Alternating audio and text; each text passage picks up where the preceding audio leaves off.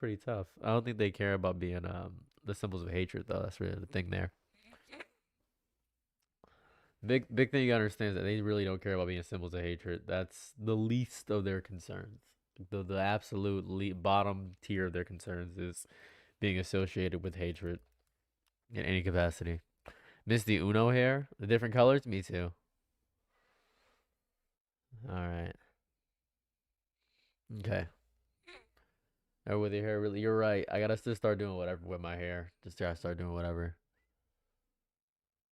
with her. I'm guessing. Well, we're gonna watch the DOJ Pam Bondi hearing. That's why I'm here early. Usually I'm here a little bit later, but the red hat is hard.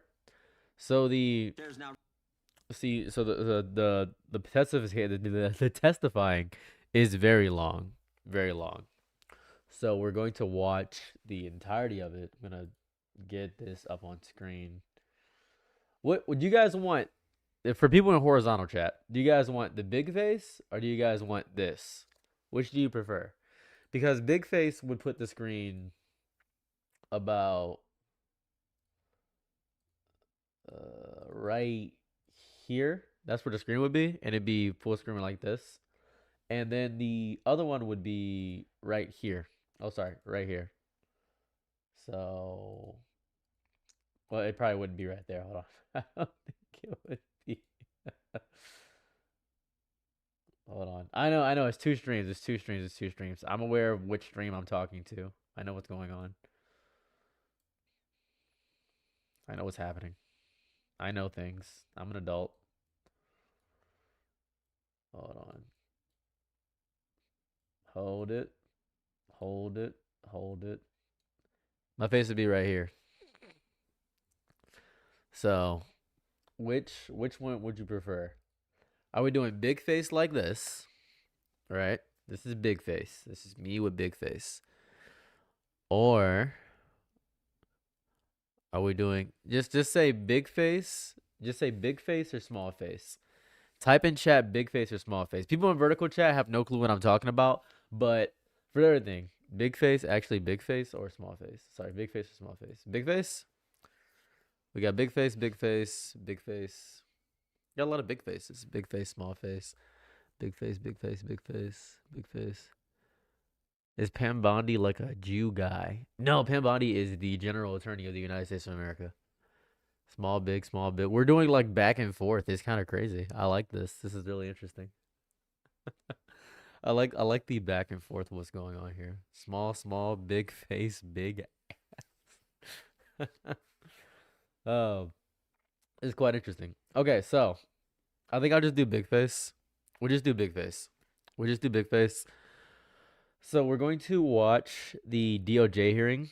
That is what I want to do today. So start a poll. I should start a poll for the horizontal chat. That's actually smart. I should start a poll. Let me do that. Here, hold on. I'll start a poll for the. I'll start a poll.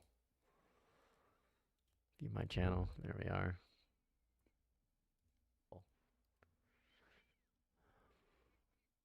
Let me see here. Hold on.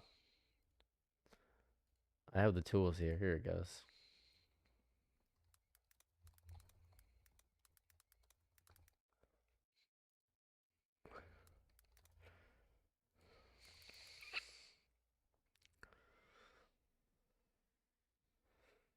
Okay. I have this poll run for about, I don't know, 3-4 minutes. So we'll do that. We got big, small, big, small. It'd be crazy if it's a has. Tune into the context for this. Okay, so we have two we have two different stream things. So this is me with big face, and this is small face, me on the side.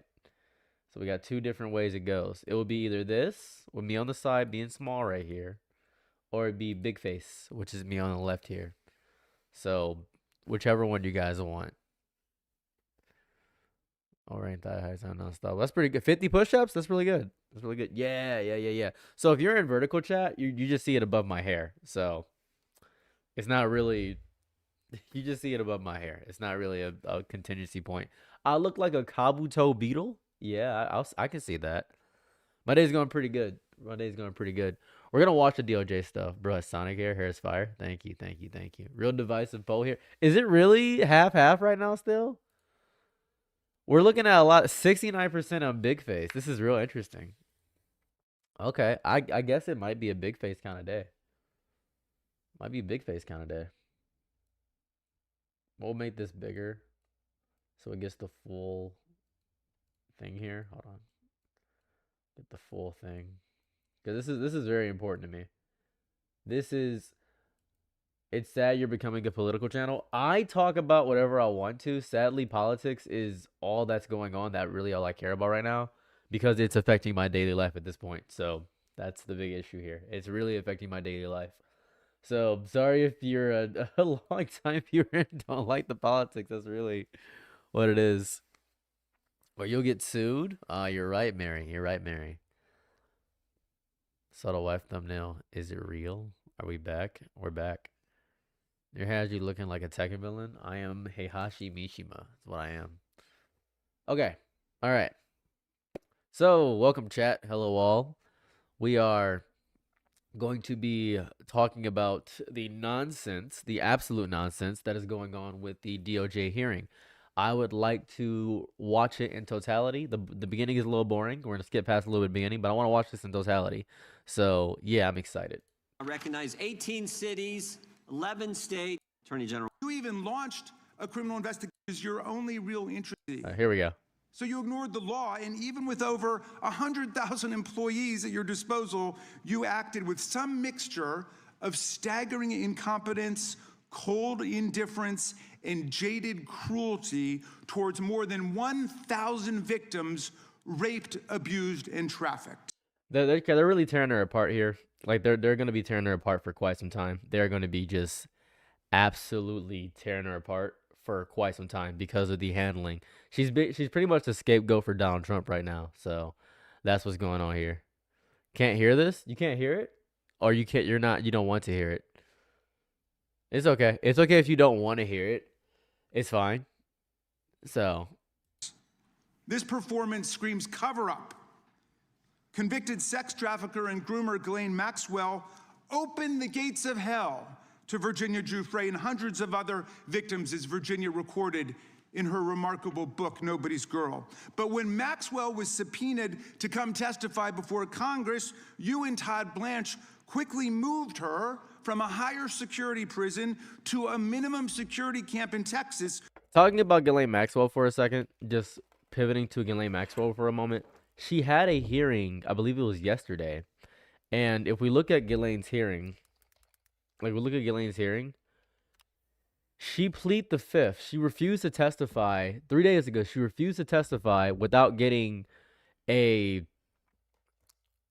think it was alimony or something. What was it from Trump? Clemency. She wanted clemency from Trump. And she couldn't get clemency from Trump. So that's what happened. She could not get clemency from Trump. That's the same thing that Epstein did when asked about Trump.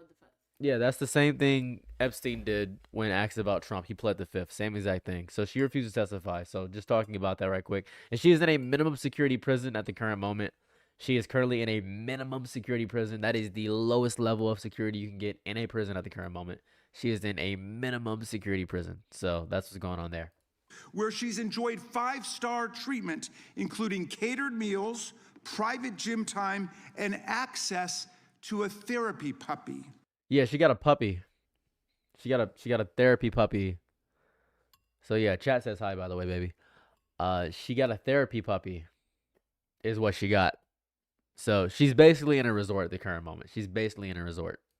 All because Todd Blanche, who's utterly failed to investigate the monstrous crimes of Epstein and Maxwell's co-conspirators, spent 9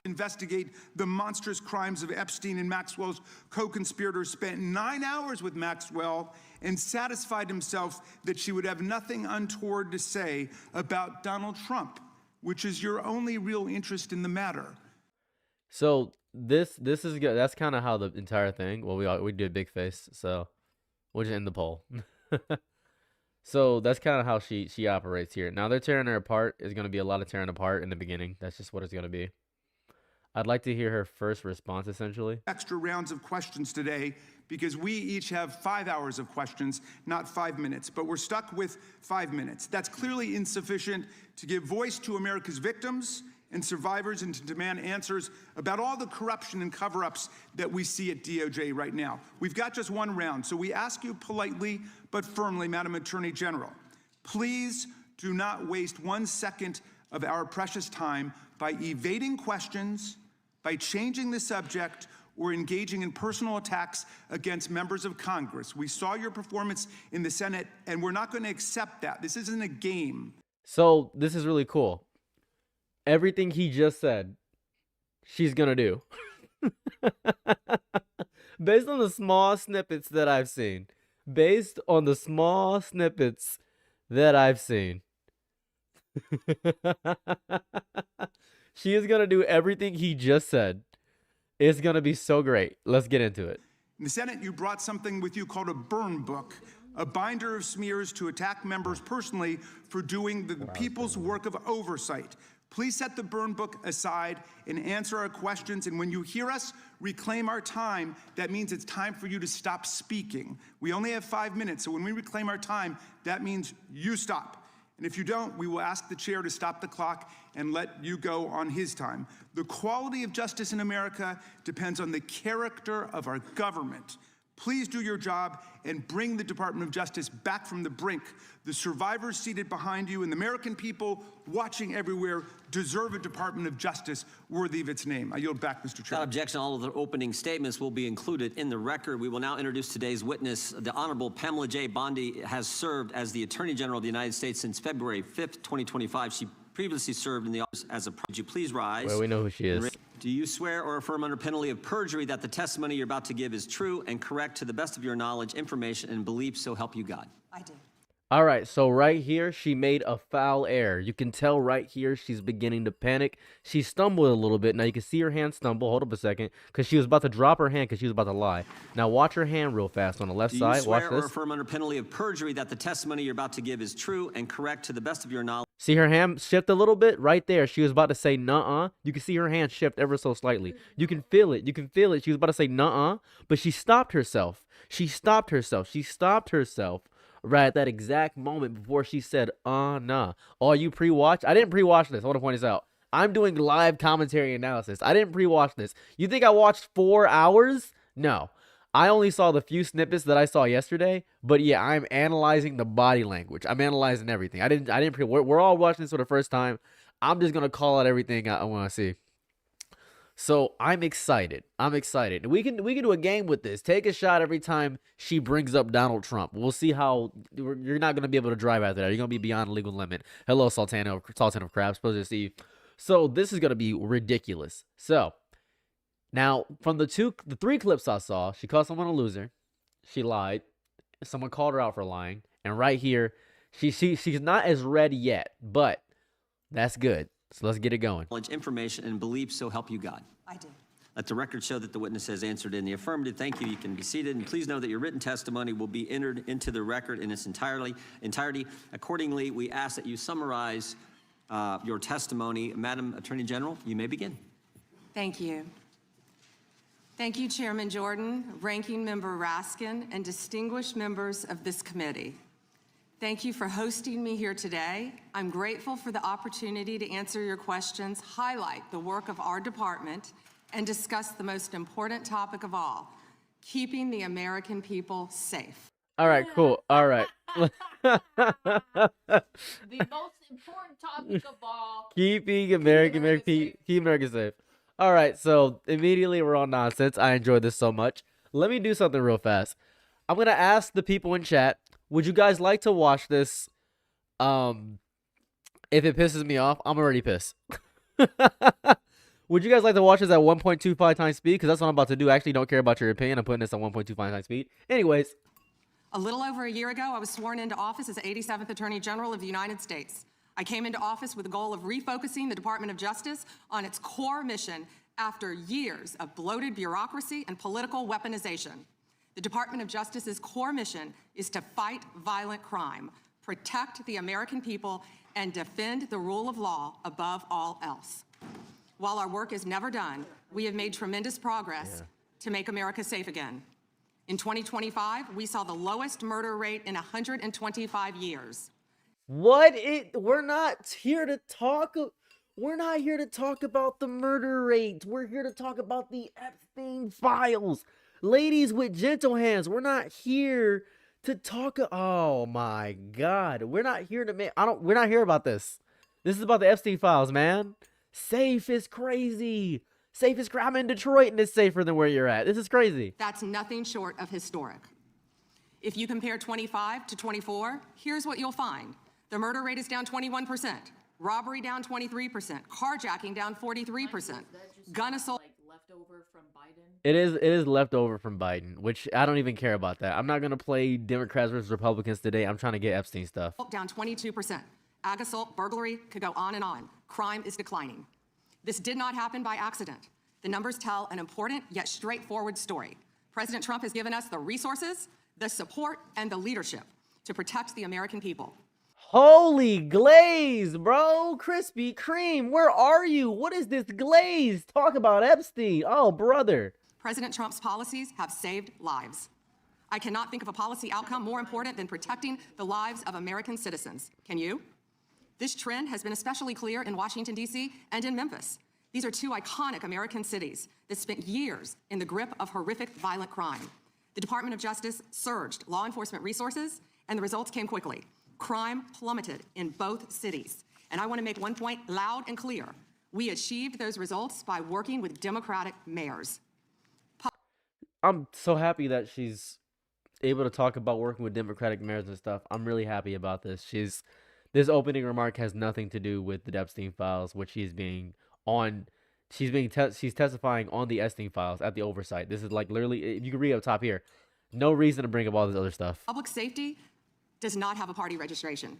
When your constituents call 911, they don't ask for political views of the responding officer. They ask for help. I have federal agents in each and every one of your districts. They're here to help, and I am here to help.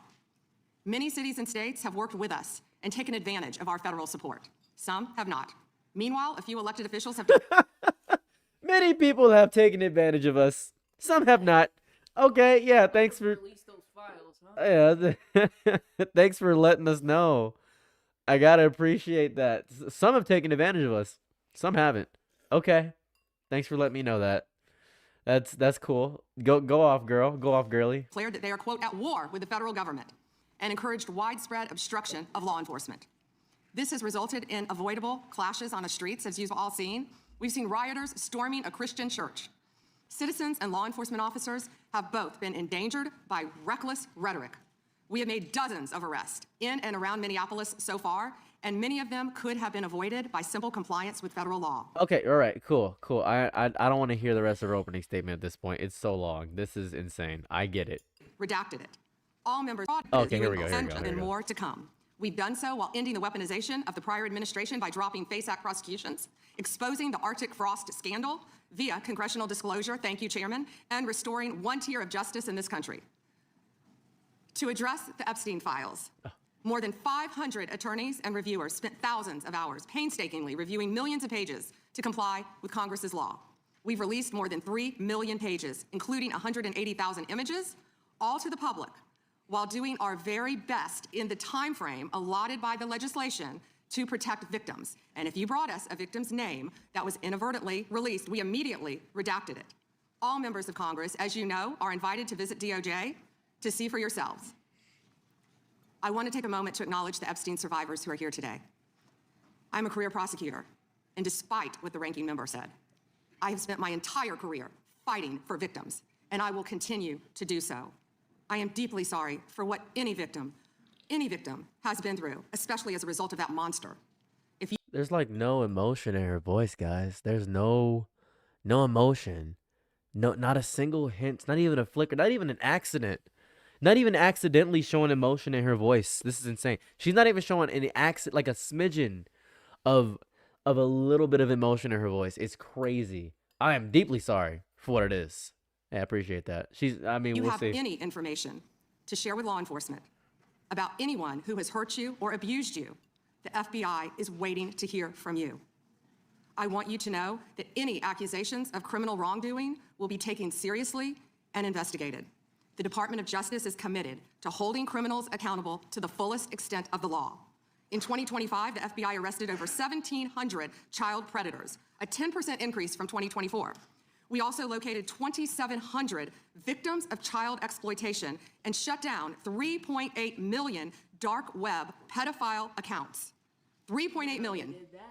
So please, if you have information to share that needs to be investigated, contact the FBI. Today, I look forward to discussing further our shared obligation to protect the American people, uphold the rule of law, and keep this nation safe. Thank you. Thank you, Madam Attorney General. The Chair now, we now proceed on the 5-minute rule. The Chair recognizes the gentleman from California for 5 minutes. Thank you, Mr. Chairman. Madam General, thank you for your extensive remarks, particularly on your continued investigation of those responsible over the years in the Epstein debacle. Obviously, you have an amazingly full docket between civil rights, between criminal, between so-called white-collar crime, and doing so, as the chairman said, at a time in which both you and the president are under attack, and our ICE agents and FBI and others are under attack when they try to enforce the law. I personally want to apologize for those who would embolden, support, or even stand with those lawbreakers that sit on this and other daises here in Congress. My job generally is to talk about patents and trademarks as the chairman of that subcommittee. I'll forego that today because one of my other jobs is the creation and maintenance of Article III judges, and I work with the Chief Justice on that, and we're trying to expand the court. But currently, there are only 677 district court judges. They have very full dockets as well. But you create a tremendous amount of judges, particularly immigration judges. You do so in order to save the court that, but adjudicate, as is requirement, each of those people who claim a right to be here in the United States. And that has been going on under Republican and Democratic administrations for years. What's unique about the Trump administration this time is that you and President Trump have managed to reduce the backlog of people seeking that for the first time in decades. You are getting ahead of that tremendous backlog that caused, for better or worse, the release of millions of people with little pieces of paper saying, come back later when we call you, and often to no avail when you call. So I want to congratulate you on that because it's an accomplishment you might not take credit for and the other side would never give you credit for. But I hope you can continue to do that and do more. And I say so for a reason, because much of this hearing will be about Minneapolis and other places in which the backlog of criminal aliens, including in my home state of California, people who have hurt other people who have victimized their communities, is extensive. And although the overall number through adjudication may be going on, because of places like my home state, California, you're unable to apprehend people that my sheriffs want apprehended. They desperately want to cooperate, and they're prohibited by law. It is this committee's opinion on this side of the aisle that, in fact, you should be given the ability to demand that participation, and that the release of a known criminal not be considered to be acceptable just because a state. This is fine. I only care about the Epstein stuff, to be quite honest with you. You do, in fact, have Article I judges constantly putting those out, and they are respected normally. Thank you, Congressman, for talking about all the great judges. And if I could add one thing to that, we are always recruiting and looking for judges. So please add some qualified lawyers as well. Thousands of survivors from Jeffrey Epstein's Bondi. Okay, right fine. here. Thank you. I yield back. Gentleman yields back. The gentlelady from Washington is recognized. Thank you, Mr. Chairman. Good morning, Attorney General Bondi, right here. We are joined in this room by some of the thousands of survivors from Jeffrey Epstein's horrific sex trafficking ring. They have shown such incredible courage in speaking out, in demanding accountability to bring the predators and pedophiles to justice. The Epstein Files Transparency Act required your— One moment. Forgot to do something. So this is, I believe this is where we're going to get some heat. I believe we're going to get some heat here. Give me 1 second. I have to do one thing. Because holy snooze fest so far. But give me 1 second. It's interesting, though. It just seems so wildly interesting how they're doing this. It just feels strange. And maybe I'm stupid. I'll accept that I'm stupid.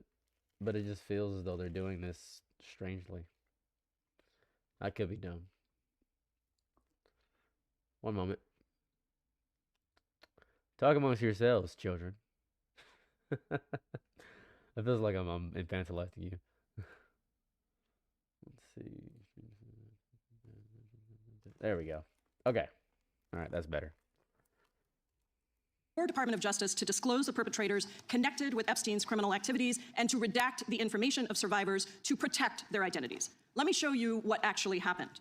First, in violation of the law, your department has shown a pattern of redacting the names of powerful predators. Here behind me is one example of an email from Epstein to a man whose name was redacted.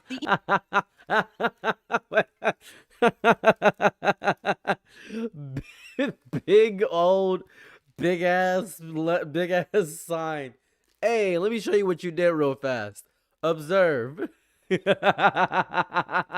reads, quote, "Where are you? Are you okay?" Making sure everybody can see it. Hey guys, let me show you what you guys did. Observe. I am in China. I will be in this U.S. second week of May. Oh my goodness. I loved the Sent from a BlackBerry? Oh, brother, we're cooked. torture video. Only after members of Congress demanded that we see the unredacted files did the world learn the name of this individual, Sultan Ahmed bin Sulayem, the chairman and CEO of a company that had financial ties to President Trump's business and personal ties to Trump's advisor, Steve Bannon. Second, the survivors were not similarly protected, also in violation of the law. Here is another email titled Epstein Victim List. We have blurred the names of the survivors for their protection, but your Department of Justice initially released this list of 32 survivors' names with only one name redacted. That's got to be intentional. That's got to be intentional. That has got to be intentional. That's got to be intentional. That's got to be intentional. Along with numerous files that disclose not only the names, the emails, and the addresses of survivors, but also nude photographs and even the identities of Jane Does who had been protected for decades until your department released their names. Survivors are now telling us that their families are finding out for the first time that they were trafficked by Epstein. In their words, quote, "This release does not provide closure. It feels like a deliberate attempt to intimidate survivors, punish those who came forward, and reinforce the same culture of secrecy that allowed Epstein's crimes to continue for decades." To the survivors in the room, if you are willing, please stand. And if you are willing, please raise your hands if you have still not been able to meet with this Department of Justice. Look at the guys on the floor. They're like, "Oh, we gotta get this. I want to be this guy. I want to be this guy. I want to be the camera people." That's crazy. Please know for the record that every single survivor has raised their hand. Please know for the record, none of these people got justice. Holy. Attorney General Bondi, you apologized to the survivors in your opening statement for what they went through at the hands of Jeffrey Epstein. Will you turn to them now and apologize for what your Department of Justice has put them through with the absolutely unacceptable release of the Epstein files and their information? Congresswoman, you sat before, Merrick Garland sat in this chair twice. Attorney General Twice. Bondi, No, can I finish my answer? No, I'm going to reclaim my time because I asked you a specific question that I would like you to answer, which is, will you turn to the survivors? This is not about anybody that came before you. It is about you taking responsibility for your Department of Justice and the harm that it has done to the survivors who are standing right behind you and are waiting for you to turn to them and apologize for what your Department of Justice has done. Members get to ask the questions, the witness get to answer in the way they want to answer it. Attorney General can That's respond. not accurate, Mr. Chairman. Because she doesn't It is like the my answer. time. So, Mr. Chairman, why I have asked didn't she ask Merrick Garland this? I'm Twice, reclaiming when my he sat in time, and chair. when I will reclaim my continue to time, answer. As soon as they ask about the Epstein, as soon as they don't glaze her, this turns into kangaroo court immediately. This turns into kangaroo court immediately. As soon as they just turns into kangaroo court. So childish. I love it. It's immediate kangaroo court, dude. Mr. Chairman, the gentlelady's I'm reclaimed not her going to time. get in the gutter for her theatrics. The time belongs to the gentlelady. The gentlelady has 17 seconds. Thank you. You're not going to answer this question, so let me just Chairman, say I'll this. direct it to What a you. massive No, I'm cover-up. answering a Mr. question. Chairman, will you restore her time? The witness is I'm not gonna interrupted. get in the gutter with this woman. Stop the She's time doing and theatrics. let me have my time. The gentlelady from Washington controls the time. The gentlelady has 17 seconds. You can proceed with your final Thank you. 17 seconds. What a massive cover-up this has been and continues to be. Donald Trump made the release of the Epstein files the center of his political campaign because he thought it would benefit him. Then you got into office, Attorney General, claimed to have a client list, only Regular to order. then say that there was no list. Your deputy, The time Todd of Blanche, the- met alone the time of the with gentlelady Elaine has- the Maxwell time of the and gentlelady has transferred her expired. to a minimum security prison. And now you continue The the time of the cover-up. And gentlelady I has wish expired. that you would turn around to the survivors who are standing right behind you and on a human level, Chairman, apologize. Chair now recognizes. If you could just apologize. Apology's not going to do anything, but it is showing that she's not even willing to look at them. She doesn't even have the capacity of being a human to look at them. That is absolutely demonic, to not have the capacity to look at the people that actively are being affected when you have claimed so adamantly to be for the side of these survivors, of these people victimized by the horrible exploitation that Jeffrey Epstein and people of the Epstein class have done. To not even look at them is insane. To not even look at them. That's crazy. Done. Time is yield back. expired. The delayed, you have no time to yield back. We appreciate that. We appreciate the thought. And I would argue the central issue in the last election, presidential election, was securing the border. The gentleman from Arizona who knows something about securing the border is up for 5 minutes. Thank you, Mr. Chairman, and thank you, Attorney General Bondi, for being here today.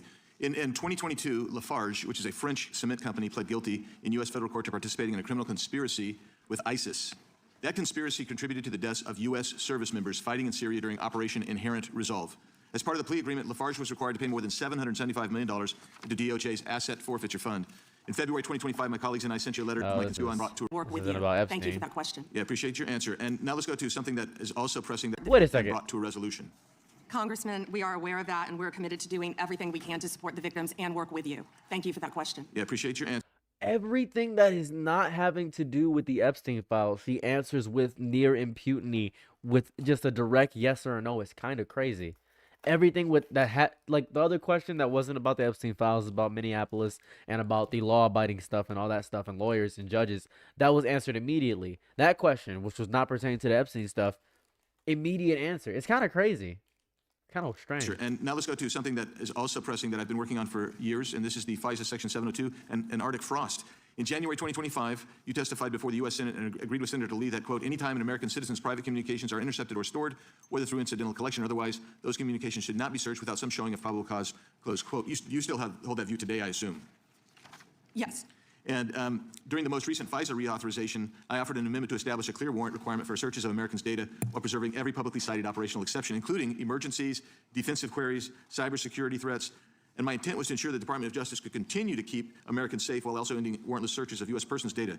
Are there any additional circumstances or exceptions that you believe must be included to ensure DOJ can continue to operate effectively while still protecting American citizens' data and privacy?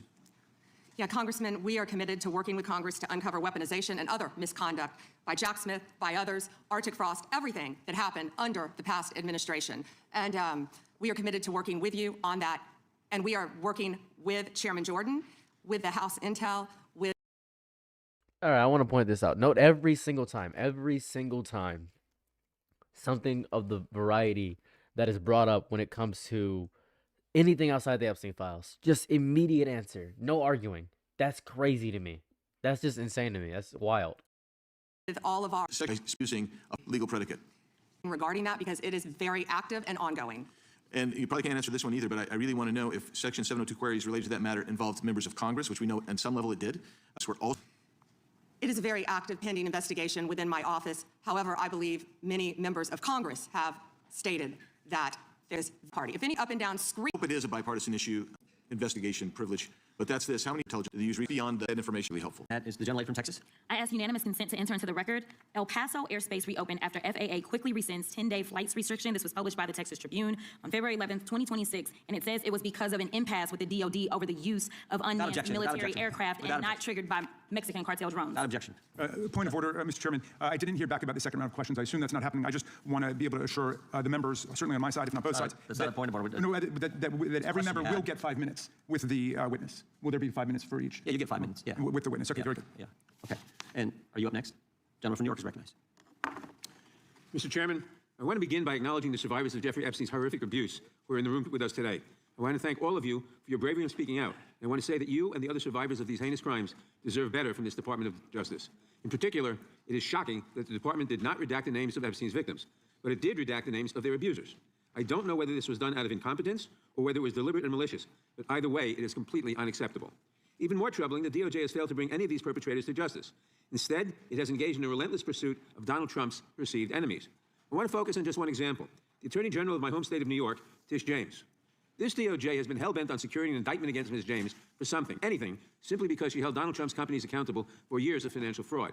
And indeed, the department manufactured an investigation against her for alleged, quote, mortgage fraud. But the U.S. attorney leading the investigation, Eric Siebert, a Trump appointee, refused to bring charges against Ms. James because there was simply no evidence. Unfortunately, a prosecutor who refuses to do Trump's bidding has no place in this DOJ, so Mr. Siebert was forced out. Trump could not contain his fury. Fury that he expressed to you in a social media post addressed to you by name. I'm sure you've seen it. Quote, I fired him and there was a great case he wrote to you about, Mr. Siebert. Then we moved down. We can't delay any longer. It's killing our reputation and credibility. They impeached me twice and indicted me 5 times over nothing. Justice must be served now. And obviously, you followed that order. Lindsay Halligan, Trump's former defense lawyer who had never prosecuted a case in her life, was installed to replace Mr. Siebert, and it was clear that part of her mandate was to go after Ms. James. Halligan immediately sought an indictment, which a court dismissed because Halligan was illegally put into the role. But your department was undeterred. And not once, but twice, it tried to indict Attorney General James in separate courts. Both grand juries rejected you and refused to indict her. It is practically unheard of for a grand jury to refuse an indictment. In 2016, it happened in just 6 cases out of over 150,000 offenses. And you had it happen twice in the same week, in 2 different courts. That must have been humiliating. And now there are reports you were... Wait. That must have been humiliating. It's so funny. That must have been humiliating. That's insane. continuing to investigate her. The amount of resources that have gone into targeting Attorney General James, months of investigations, multiple failed indictments, is astounding. Since your own prosecutors told you that there is not enough evidence to support a conviction, it's clear that you are going after her simply because she held President Trump accountable and he wants to punish her. And she is just one name on a long list of Trump political enemies that DOJ is reportedly targeting. From Jerome Powell and Lisa Cook at the Federal Reserve to James Comey, numerous Democratic members of Congress, John Brennan, Jack Smith, Democratic officials in Minnesota, Chris Krebs, Miles Taylors, and more. And those are just the ones we know about. In contrast to these politically motivated investigations, grasping at something they can charge their enemies with, we now have concrete evidence of disgusting criminality revealed in the Epstein files. So I really have just one question for you. How many of Epstein's co-conspirators have you indicted? How many perpetrators are you even investigating? First, you showed it. I find it. How many have you indicted? Excuse me. I'm going to answer the question. Answer my question. No, I'm going to answer the question the way I want to answer the question. No, Your you're going to answer theatrics the are question the way I ridiculous. asked it. Chairman Jordan, I'm not going to get in the gutter with these people, but I'm going to answer the question. How many have you indicted? Again, the time belongs to Reclaiming my time. The time belongs. I think it's very Reclaiming interesting. my time. I think it's very Reclaiming my interesting. time. You can When reclaim he your talks time. about they Reclaiming my time, indicted, Mr. the Chairman. president said they indicted him twice. Mr. Chairman, please They stop the sure clock did. and stop the They clock and restore his indicted- time. Okay, here we go with Committee will these be in order. theatrics. The time belongs to the gentleman from New York.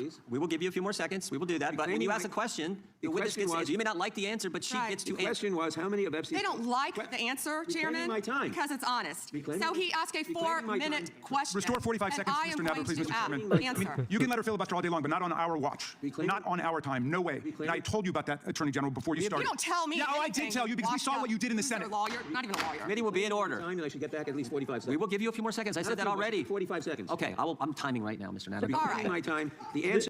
It's moments like this. It's moments like this where I genuinely get confused about how these grown adults that run our these are the people. I want to point this out. If you're an American citizen watching this with me, this is how the most powerful and the highest branch of our governance is being run. The ones that handle legalese, they handle all this stuff. This is what they're doing. They're arguing. They're just as if they are high schoolers or children. This is what it is. It's not the second day. So I didn't watch the one from yesterday in full. So to my question, how many of Epstein's co-conspirators has she indicted, is 0. You have been the Attorney General for a whole year, and your DOJ fired the lead prosecutor of this case, sat on evidence this entire time, and claimed falsely last July that there were no more leads. It took an act of Congress for you to finally release part of the Epstein files, and when you did, you included personal information about the victims while protecting the names of abusers. Time of the gentleman None of has the perpetrators expired. have been brought to justice, but enormous resources Time of the dedicated to gentleman has pursuing Trump's expired, interests. and It's obviously clear that under your leadership, the Department of Justice there was no longer no works question in American there. people. It works Order to Donald respond to. Trump. I yield back. The gentleman yields back. May I answer? I think our next questioner, Madam Attorney General, is going to give you time to respond to Thank you, Chairman. all kinds of things. So we will turn to the gentleman from Texas for 5 minutes. Ms. Bondi, you go right ahead. Over here. The time is yours. Thank you. First, he brought up the president saying they indicted me twice.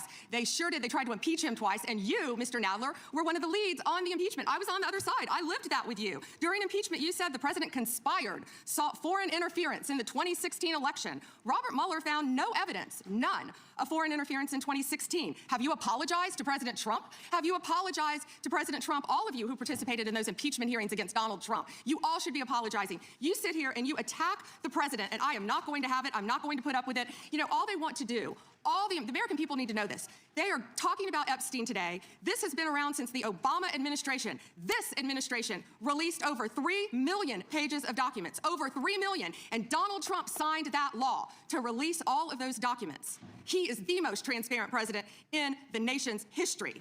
So I've seen this a lot, and a lot of people defend this point, and I want to talk about this because I have words to say about this.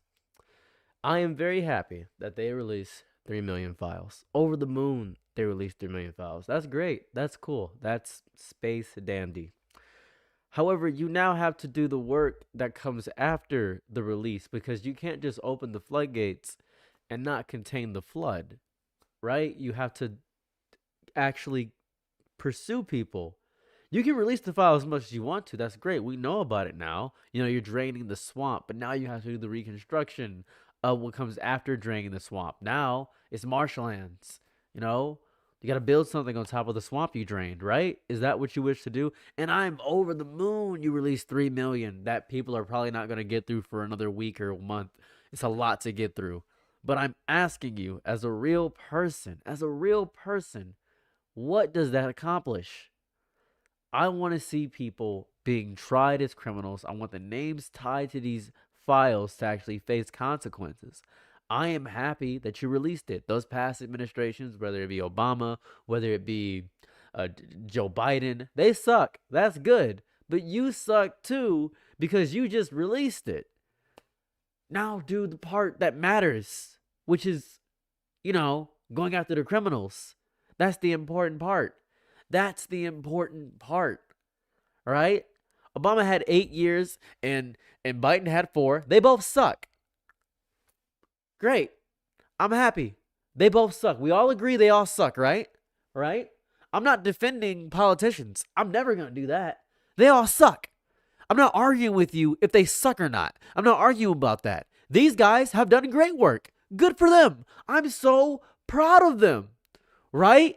I'm so proud of them for doing the work. Now, do the important part of the work. Don't quit halfway through. Do the best part of the work, which is actually getting people in jail. That would be great, right? Wouldn't that be important? Right? Right? Wouldn't that be great? That'd be amazing. You can't do half the work. You can't have your cake and eat it too. You can't do that. You can't do that. It's ridiculous. And none of them. And I hate when people come here and they say, well, what about Obama? What about this? You worship Obama. I don't worship the other. I don't care about a black president. I don't care about Biden. I don't care about none of that. I care about powerful people that have treated me as if I am cattle for my entire life. My parents as if they're cattle. The American people as if they are garbage and trash my entire life. That's what I care about. That's what I care about. I care about that. That's the most important thing to me. I want to see actual progress be done. I don't want to just see, oh, look at this delicious cake. Well, can I have a bite? No, you can't have a bite of this cake. You can't have a bite of this cake. But we get to eat the cake, and we get to tell you that this cake is delicious. Amazing. Show us the cake's delicious, right? Please. I beg of you. I beg of you. Ask Merrick Garland over the last 4 years one word about Jeffrey Epstein. How ironic is that? You know why? Because Donald Trump, the Dow right now is over.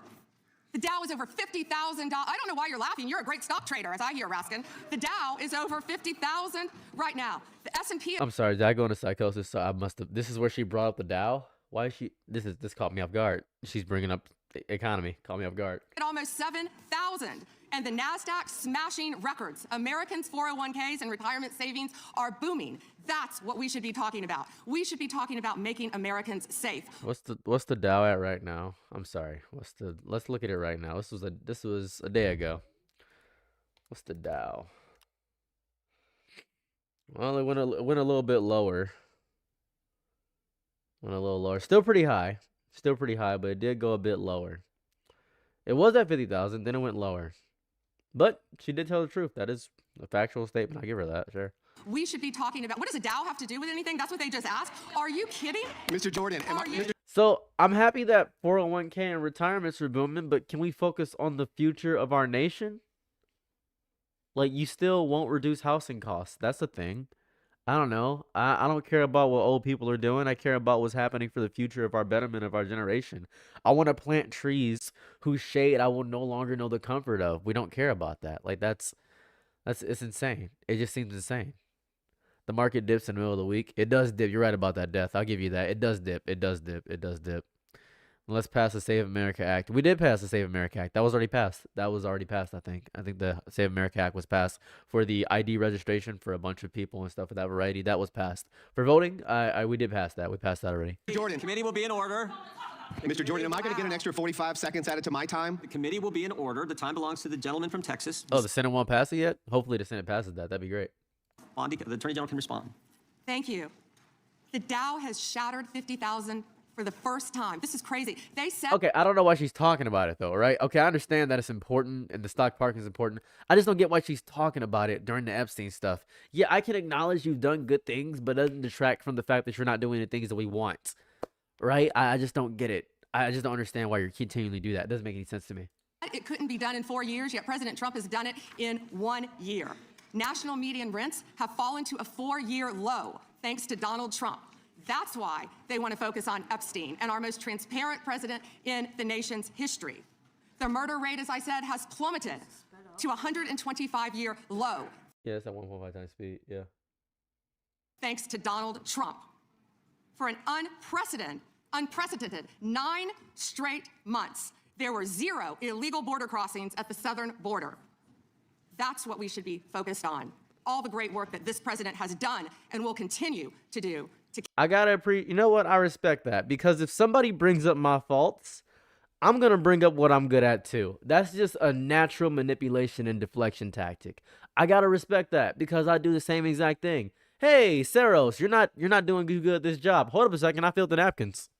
Can we talk about the napkins? Yeah, but you have been ignoring customers for 3 days. Yeah, but I filled those napkins. I filled the pop machine too. As a matter of fact, I changed out the pop. Let's talk about that. That's important. I think that's exactly what I would do. I mean, I love dodging accountability. It's really fun. I'll give you that. I mean, show of hands, who wouldn't do this? Am I right, fellas? Who wouldn't do that? I'd do it. 100%. Hey, babe, we've been in the bedroom for years and you haven't made me climax once. Hold on. But I did. Can we focus on the important part? I did. Huh? Come on. Come on now. Huh? Huh? Huh? I did. Let's focus on the important thing. I'm good. I'm good. Right? Right? Keep America safe and to make Americans safe.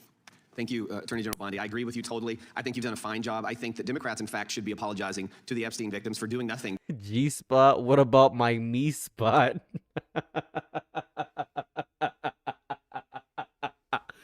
That's the greatest thing I've heard on. It's crazy.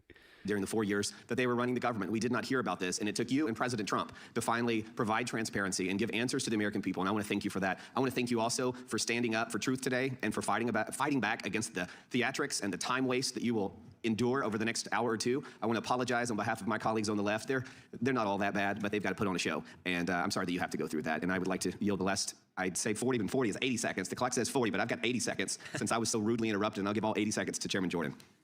And I would just yield to the Attorney General if she has anything to add. I'm fine to continue. Thank you, All Chairman. right, the chair now recognizes, the gentleman yields back. The chair recognizes the gentleman from California. Thank you, Mr. Chairman. I would note that Mr. Nadler's question has not yet been answered, but I want to start by asking that out of respect for the American public and the Epstein survivors, some of whom, of course, are here today, that we can have a transparent conversation and get the public the answers they deserve. I want to briefly direct your attention to 2 documents I'm hoping we will put up on the screen. Right back to Epstein. Hey, I'm so proud of you for doing all that stuff. Let's go right back to Epstein, buddy. First, an individual emails Jeffrey Epstein asking whether a woman identified as M was pro or civilian, and Epstein responds that she was a civilian, Russian, and fun. In the second email, Epstein writes to Steve Tisch about a Ukrainian girl, noting that she was, quote, a little freaked out by the age difference and stating that he would try to convince her not to return to Ukraine. He then instructs Mr. Tisch to call him, adding, I don't like records of these conversations. So I'd like to ask a straightforward question that really is either a yes or no answer. Do these emails constitute credible evidence, not proof, but credible evidence warranting further investigation into whether Steve Tisch was involved in Epstein's criminal conduct? Do you think yes or no? I'm not going to play a yes-no game with you, but I will answer the question to the best of my ability. As I said, we will look and investigate any case involving any victim. I'm not familiar, there were 3 million pages, of course, with that email, but of course, we will look into anything. The documents have been released, 3 million, the redacted versions, we should left them open for all of you to come view. I believe you viewed them, if not, will you have some copies? I'd like to. But can I finish? I believe you viewed them. Yeah, she viewed them. That's why she's asking you about them. Yeah, she viewed them. That's why she's asking you about the documents. I'm so confused. That's so manipulative. I'm not gonna play a yes or no game. I'm not gonna play a yes or no game, dude. It is a yes or no question. Do you want steak or hummus? No, because yes or no is incriminating. She says yes, then she has to do something. She says no, then she has to do something. That's crazy. Oh my god. She didn't view them from the DNC. Statement, then she don't have to worry about anything. She didn't view them. The DNC gave her talking points. She's viewing them right now, brother. She's viewing them right now. Even if it's a talking point, she's viewing them right now. Who would pick hummus over steak? I would. Since she doesn't know the case. It's not a yes or no since she doesn't know the case. Death, you can... This is important. I appreciate you... I appreciate you going to war for Pam Bondi. But this is high-key embarrassing. She doesn't have the documents in front of her. They're on screen, best buddy. They're on screen, best buddy.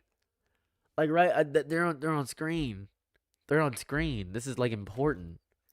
And I'm not even against you right now. I'm not even against you, but this is like high key embarrassing, is it not?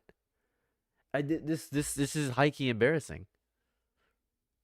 Please, I'm not being rude. I only have 5 minutes. No, yeah, and I only have 30 seconds based on your filibuster. But you didn't give a yes or no answer, so let me just go further. Director Patel testified in this committee room that there was no credible information indicating that Epstein trafficked victims to anyone else. And glancing at the documents, that's proves that's not the case.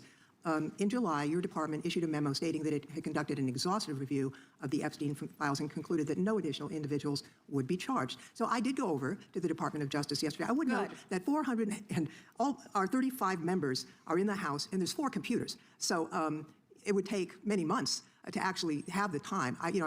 Yeah, embarrassing you both, but worse for Dems that are sitting at 13% approval rating. 100%. I'm not disagreeing with you. I'm not disagreeing. They both suck.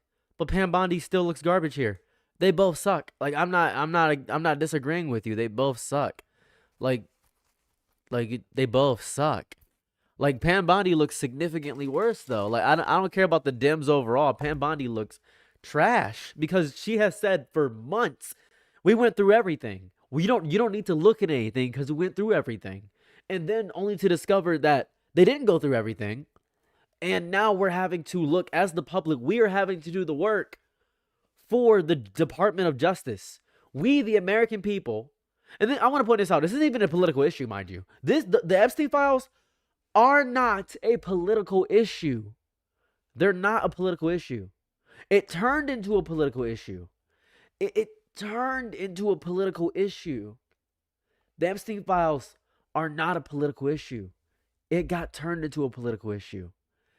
That's why I'm confused right now.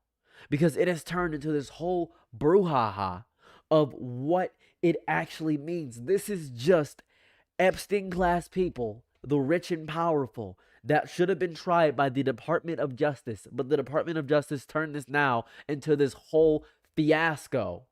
That's what's happening.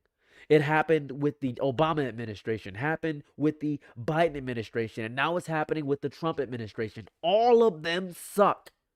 I am not defending any Democrat. I'm not defending any Republican. I'm not going to war about this. I'm going to war specifically against the rich and powerful. And if you want to defend the rich and powerful over semantics, that's stupid. That's dumb. I don't care about that. I don't care about that. It's crazy. It's crazy.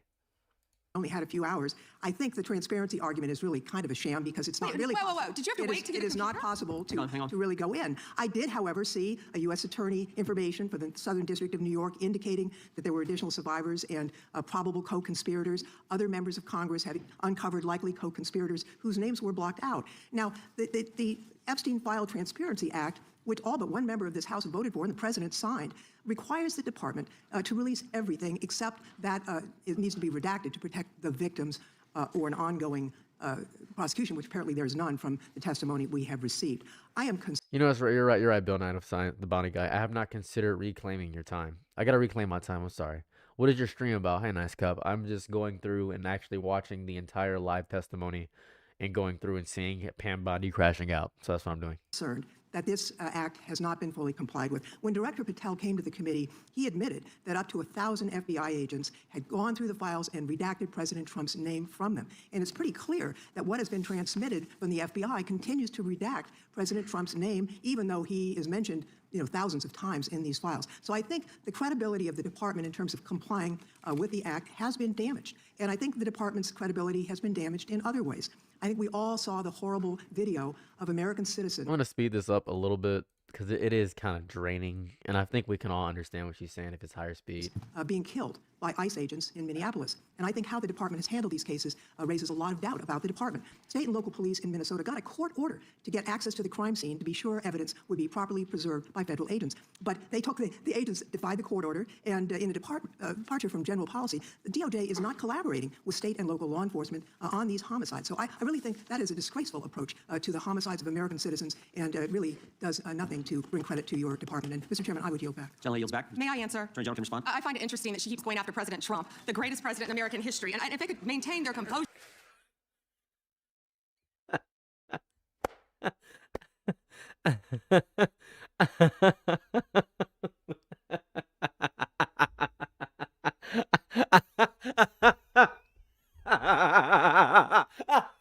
Wait. Let's roll. I gotta listen to that again. I gotta hear that. That's incredible. Hold on. I find it interesting Normal speed for this. Hold on. that she keeps going after President Trump, the greatest president in American history. And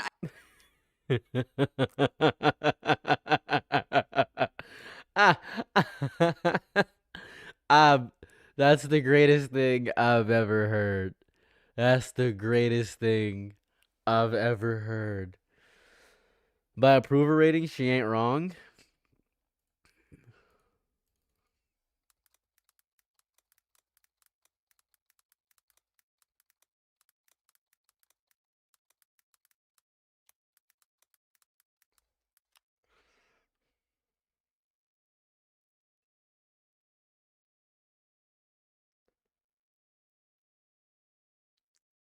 Should I listen to the AI breakdown saying that he had the lowest recorded for a single term? Should I do that? Should I listen to or should I do some more research? I'm just curious. I just want to figure this out.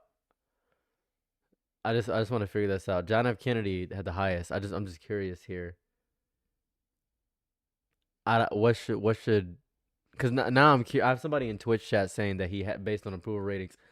I'm just kind of curious. Hey, dude. Yeah, I slept last night. It's pretty low. I'm kind of curious as to what is that? I might be stupid. I might be dumb. Not the AI overview. I'm trying to find the place where I can find it immediately. Where else can I find it? Because his approval ratings are not that good. I'm sorry. I want to go back to that guy. What's his name? What was your name? I'm so sorry. Death from Above. Are you sure about that? Are you back? I am back to crazy here. Are you sure about that? Am I stupid? Maybe I'm dumb. Maybe I don't know. If I'm wrong, I'll accept that I'm wrong. I'm not trying to attack you. I just want to know. Just curious here. I just want to know.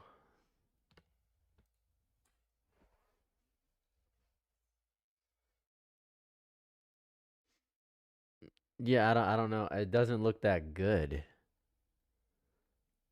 I don't know. I did hear about that. Yeah, they're not doing approval ratings anymore. So, if you would like to back up that point or provide proof, so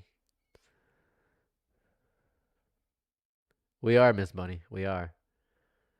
What brand color? All right. And if they could Yeah, keep going. maintain their composure, this isn't a circus, this is a hearing.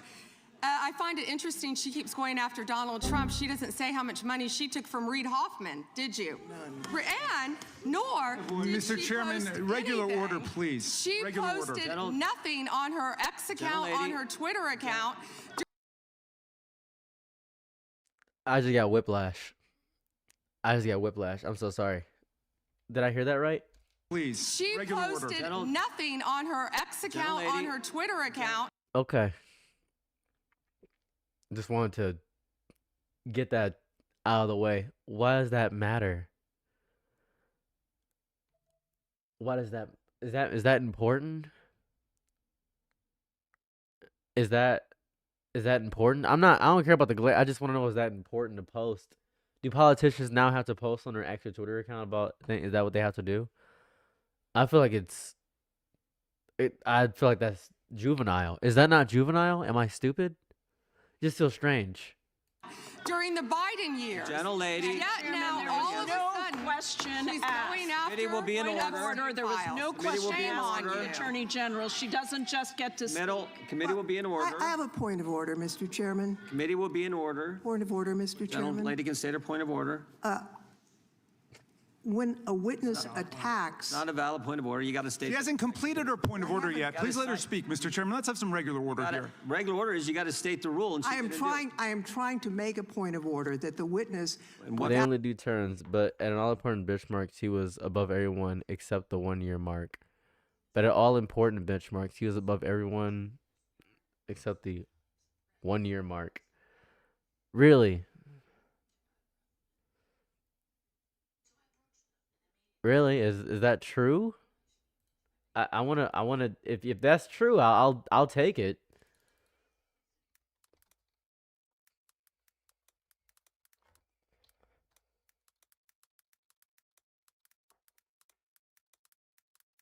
I mean, I'll listen to you.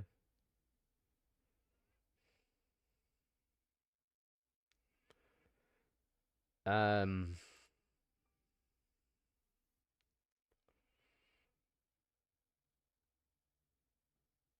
I feel this may seem crazy, and this may seem insane. I'm feeling like maybe you're wrong. I'm feeling like maybe you're wrong. But which one is wrong? The being above during the year and the 1 year mark. CNN's number, not mine. Okay, I'm just gonna go back to the files. I don't want to talk about the approval rating. Maybe you got some. Maybe you got something on me. I don't want to. Just gonna keep Who are going. you referring to? Without responding to a question, has attacked me personally. I think it's pathetic that she can't answer the questions and First instead time is attacking that is not even close members to a of the point of committee. order. The gentleman from Wisconsin is recognized.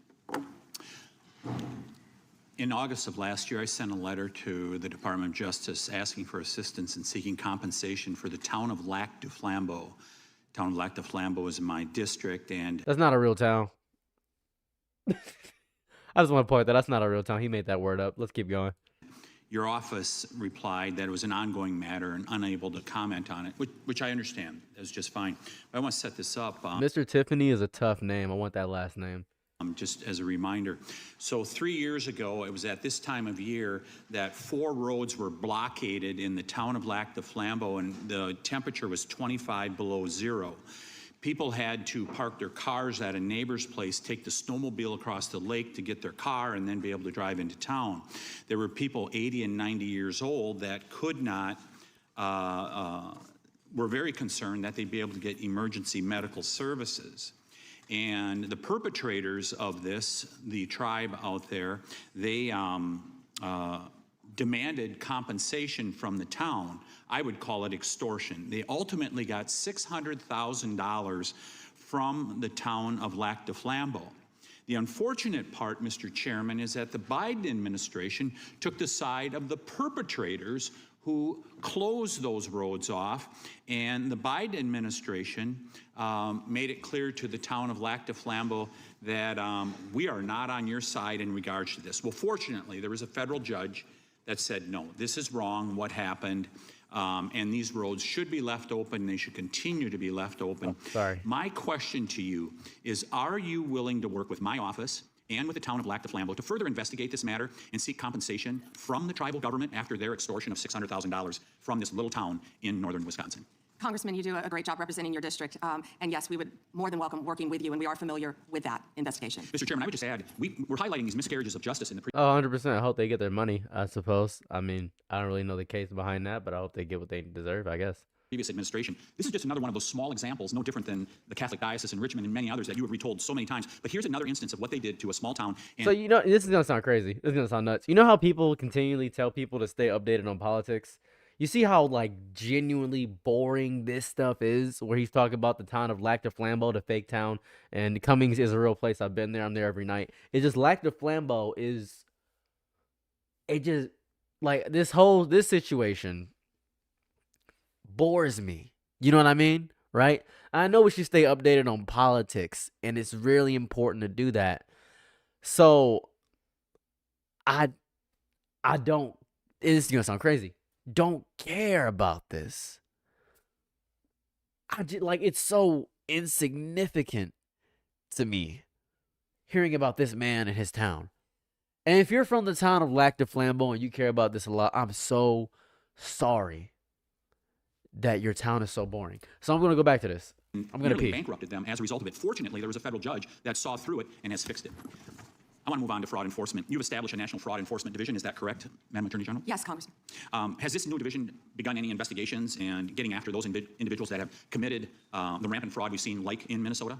Well, it's not only rampant in Minnesota, it's rampant throughout this country. Much of it is in California, as you know, and other places. Yes, we are working on it actively. Our criminal fraud division has been working on it. We are expanding that. It was the Vice President's idea to come up with this amazing separate fraud division, which we are establishing and going nonstop, not only to expose the fraud in Minnesota, but around the country. It's taxpayer dollars that have been stolen from the American people, and we are committed to recovering that money and holding those people accountable. Mr. Chairman, I would remind everyone here, why did this happen in Minneapolis? Why did federal law enforcement have to go to Minneapolis? Because of industrial scale fraud. It was an assistant United States attorney that said, this is industrial scale fraud that's going on in Minnesota at this point. I sent a letter to our governor in Wisconsin. We're right across the border there. My district is only 20 miles from the city of Minneapolis. And I asked him to open the books for a federal audit on food stamps and Medicaid. Don't you think it would be a good idea for every governor to do that at this point? It protects the citizens, and I can't understand why that's not happening. And yes, I do think that's a great idea. It's happening around this country. And when our new division with college, we're going to continue. Just to make sure that Gentleman yields back. The gentleman from Tennessee. She's so composed when it comes to the Epstein stuff. Well, when it comes to anything that's not about the Epstein stuff, she's so composed about that. So composed. Thank you, Mr. Chair. First, I'd like to thank you for holding this hearing and for doing it from Memphis, General Bondi. And Memphis does have the task force there. The Memphis Safe Task Force has been operating in Memphis for several months. And we do have a Democratic Mayor, Paul Young. And he's not against the task force, but he's against ICE being in Memphis. And he's not in favor of the National Guard being in Memphis. And I concur with him on those positions. I think the DEA being there, the Alcohol, Tobacco, Firearms, the FBI, who have been in Memphis in other ways, having more people there is good for Memphis. Crime has gone down in Memphis, but it went down 25% before the task force got there under the direction of Mayor Young and Director Davis, Chief Davis. It's gone down about 15% more since then. And that's good. But I would like to comment that Mexico City's homicide rate has gone down 40% during the same time when Memphis has only gone down 25%. And that's not necessarily because of the task force, although the mayor says he thinks it's helped. So I thank you for that. You would agree, I presume, that violent crime in communities... Our FBI, under the leadership of Director Patel, came in and did a surge in Memphis. Earlier. Pam Bondi is 60? She's 60 years old?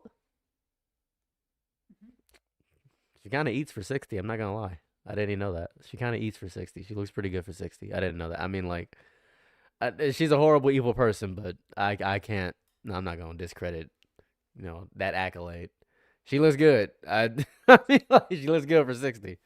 That's, is that how I'm saying it? I mean, like,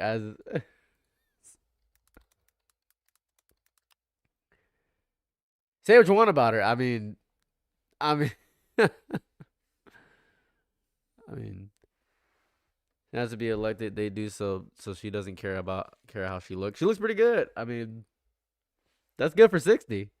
You see a close up of her is horrifying. As a close up, not bad.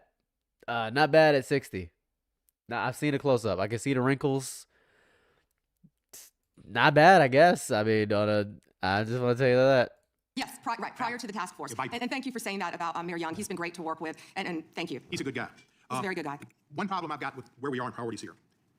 A recent Department of Justice National Institute of Justice report based on arrest records in Texas and in California found that undocumented immigrants were less than half as likely as U.S.-born Americans to be arrested for homicide. And this pattern holds for assault, sexual assault, robbery, burglary, theft, and arson. Okay, half all as right, likely to man. be arrested. We get it. You want to get the illegal immigrants out. We get it. Hand up yours. Give me investigate. You should investigate anybody who uses a weapon, federal official or not. For 5 minutes. Madam Attorney General, you're not allowed to exercise your constitutional rights in a way that tramples on someone else's, are you? No. No, you can't do that. I mean, you have a right to petition the government under the First Amendment. That doesn't mean you can come into this room and start screaming at Mr. Raskin or me or anybody else and disrupt a congressional hearing. You have a right to protest on the street, but that doesn't give you a right to go into the Capitol and disrupt Congress. Something these guys talk about every day. You can't do that. So when Don Lemon said that he was exercising his First Amendment free press rights, freedom of the press rights, that's not really accurate because he was trampling on other individuals' rights. Is that true? Chairman, we will always protect our churches and the freedom of religion. And yes, that's accurate. First right mentioned under the First Amendment, freedom of religion. Freedom to practice your faith the way you think the good Lord wants you to, right? That's right, under the federal government. And isn't it true that Mr. Lemon met at a shopping center with the rioters who entered City's church in St. Paul, met with them prior to marching to the church? He did meet, and this is a pending case right now, so I will only stick to what is in the four corners of the unsealed indictment, if I could, Chairman. Yeah, there's a lot more that will come out. But under the four corners of the indictment, yes, he did. They had an operation called Operation Pull-Up. They said they were gearing for a resistance. Anything that's not about the Epstein files, she is not vehemently arguing. It's really interesting. Like she's literally getting them bastard right now about this church guy, and she's very composed. It's interesting. They met in a parking lot and they caravanned to a church on a Sunday morning when people were worshiping together. And Mr. Lemon said that he live streamed before entering the church with the rioters. Didn't he say we're going to head to the operation? Didn't he say this on? He said this on camera. Is that right? Yes, Chairman, yeah. And more. That he was in Minnesota and that, as you said, they were gearing up for an operation. So, you can't do that. This is why this is, I think, so important that this guy be held accountable, and I think why you guys have charged him and indicted him. Moving to the second subject here. Will John Brennan be indicted? Mr. Brennan lied to the committee, which you're not supposed to do. Last Congress, when we deposed him, he definitely, 18 U.S.C. 1001, we're all familiar with it. He lied to the committee, and the committee, the Congress, I think the country would like to know if, in fact, he's going to be indicted for lying. And here's why it's so important. I'll give you a chance to respond. Here's why it's so important. It wasn't just that he lied to us, it's what he lied to us about. He lied to us about when all this weaponization against the President of the United States started. He lied to us about the dossier, and specifically what role the dossier played in the intelligence community assessment. Because we know back when President Trump was first elected, first term, this is when it all started, which led to the Mueller, into the impeachment, into the Jack Smith, and all this stuff that's happened in the last decade. But it began here, and he lied to Congress about the role he played. And I just want to read a couple of things he said during that deposition before I give you a chance. Brother, I don't care about this at all. Explain this wasn't good. The same officer says, he said, yes, but doesn't it ring true? So this is assigned to the task of identifying and scrubbing Donald Trump's name from the personnel assigned to the task of identifying and scrubbing Donald Trump's name from the Epstein files. Were those reports accurate? I believe his name has appeared countless times in the documents that have been released. If I could finish, I'm going to read you the stats. I just simply asked. I will give this. They are interrupting the crap out of her. They just need to let her answer and dig herself in a grave. Whether or not it was true that it was 1,000 folks who were assigned that task. Were those reports accurate? There are more than 500 attorneys and reviewers. I cannot give you an exact number. And I wanted to ask you about that also, because this is a different question that you're getting to now. There were 500 DOJ lawyers and others assigned the task of redacting the appropriate information, including identities of the Epstein victim survivors from the Epstein files prior to their release. 500, is that correct? If I could have finished my answer, there were more than 500 attorneys and reviewers who assisted with the... That answers my question, ma'am, and I'm going to move on. I'm going to move on. General Bondi, would you agree? Time belongs to the gentleman from Georgia. General Bondi, would you agree that your 8 years of service as the state of Florida's Attorney General, the third largest state in the nation, served as an excellent preparation for your current role as Attorney General for the United States of America? Not only that, I was a career prosecutor for 18 years. And for 18 years. And for 18 years, you ask a question and doesn't want an answer. This is theatrics. Well, no, for 18 years, you prosecuted serious felony cases, including drug cases, correct? Oh, I prosecuted homicides. I prosecuted capital cases. I prosecuted domestic violence cases. I prosecuted multiple cases, and that's why I feel for all of these victims. And did you ask Merrick Garland this when you were sitting before him, sir? You also prosecuted sexual assault cases and child sex trafficking cases, correct? I answered that question earlier. I prosecuted multiple cases. When I was prosecutor, bottom line, you're an experienced and seasoned. For 18 years. Mr. Chairman, will you reminder of the rules? The time belongs to the member of the committee. You are a seasoned and experienced prosecutor, correct? I think we've established that. Yes or no? Does he want an answer or not? He wants to say I want a yes or no answer. I think he wants to say no. I'll live with what you have already said. Let me ask you this question. In the prosecution of sexual assault cases, you are acutely aware of how important it is to protect the identity of victims of sexual assault, correct? I have addressed this multiple times. I think others were cutting me off when I was trying to. I just simply asked, are you aware of the fact that it's vitally important to protect the identity of sexual assault victims as you prosecute the people they accuse of assaulting them? Isn't that correct? Excuse me. As we have said multiple times, Protection of the identity all victims of the victims are is so protected. very Who are protected under? Do you want me to answer or do you want to interrupt? Well, because you're not answering the question. You do a Jekyll and Hyde kind of routine around here, and I just want you to answer my questions. What does Jekyll and Hyde mean? Can you Well, it means explain you're that? nice to the Explain that. Republicans and you turn like Hyde on. I will say this: she's not giving like a yes or a no answer. She's not. It's so interesting. Please explain Jekyll and Hyde. Let me regale you with the tale of Dr. Jekyll and Mr. Hyde. On Democrats, but let me ask you this, ma'am. We have the Epstein victim survivors here today. Representative Jayapal asked a simple question: if you would be so kind and honorable as to turn around and face them and apologize to them for outing them. I mean, how many lives have been derailed because your department was either sloppy and incompetent or willfully trying to intimidate and punish these ladies Your time is coming up. forward? The time of the gentleman has expired. The gentleman yields back. The chair now recognizes the gentleman from Wisconsin for 5 minutes. Attorney General Bondi, my colleagues on the other side of the aisle have spent the past several months attacking the administration for doing exactly what the American people wanted when they overwhelmingly elected President Trump, securing our border and enforcing our immigration laws. I find it a bit ironic because this is the same party who, just a few years ago, were openly supporting strong immigration enforcement after witnessing criminal illegal aliens wreak havoc on the American. Yeah, we get it. Democrats suck too. We get it. Yeah, Obama sucks. They all suck. Bill Clinton sucks. Yeah, we get it. They are garbage. They are complete trash. And she's gonna answer this question immediately. Congressman, President Trump has worked tirelessly, as you know, to close. We get it. I get it. I understand. I understand that. Now it's your turn. Earlier to Mr. Johnson that President Trump was mentioned and the release countless times, you said, in the Epstein files. I just want to play a video, though, for you that I think speaks to the frustration that many of these victims have. Times Trump's name appears in the files, so it could at least be 1,000 times. Is that right? The number is a total misleading factor. We have not released anyone's. Where did my boy come from? Where did Cash Patel come from? I didn't know Cash Money Patel was here. Yo, is that Cash Money Patel? I didn't know. Where did he come from? Cash Money Patel? Where did Cash Money Patel come from? Where did he come from? Oh, what? I didn't know he was here. Yo, this is going to be worse. I didn't know he was here. Where did he... Cash Money Patel? What? Patel from the top ropes? Patelli? Where did Patelli come from? I didn't see. Oh, my God. I didn't really... he came out of nowhere. What? We have not released anyone's name in the Epstein files that has not been credible. We have released every piece of legally permissible information. Okay, you can characterize the numbers however you want it. Claiming my time, Director. It sounds like if you don't know the number, it could at least be 1,000 times. It's not. It's not. Is it at least 500 times? No. Is it at least 100 times? No. Then what's the number? Is that an older clip? It might be an older clip.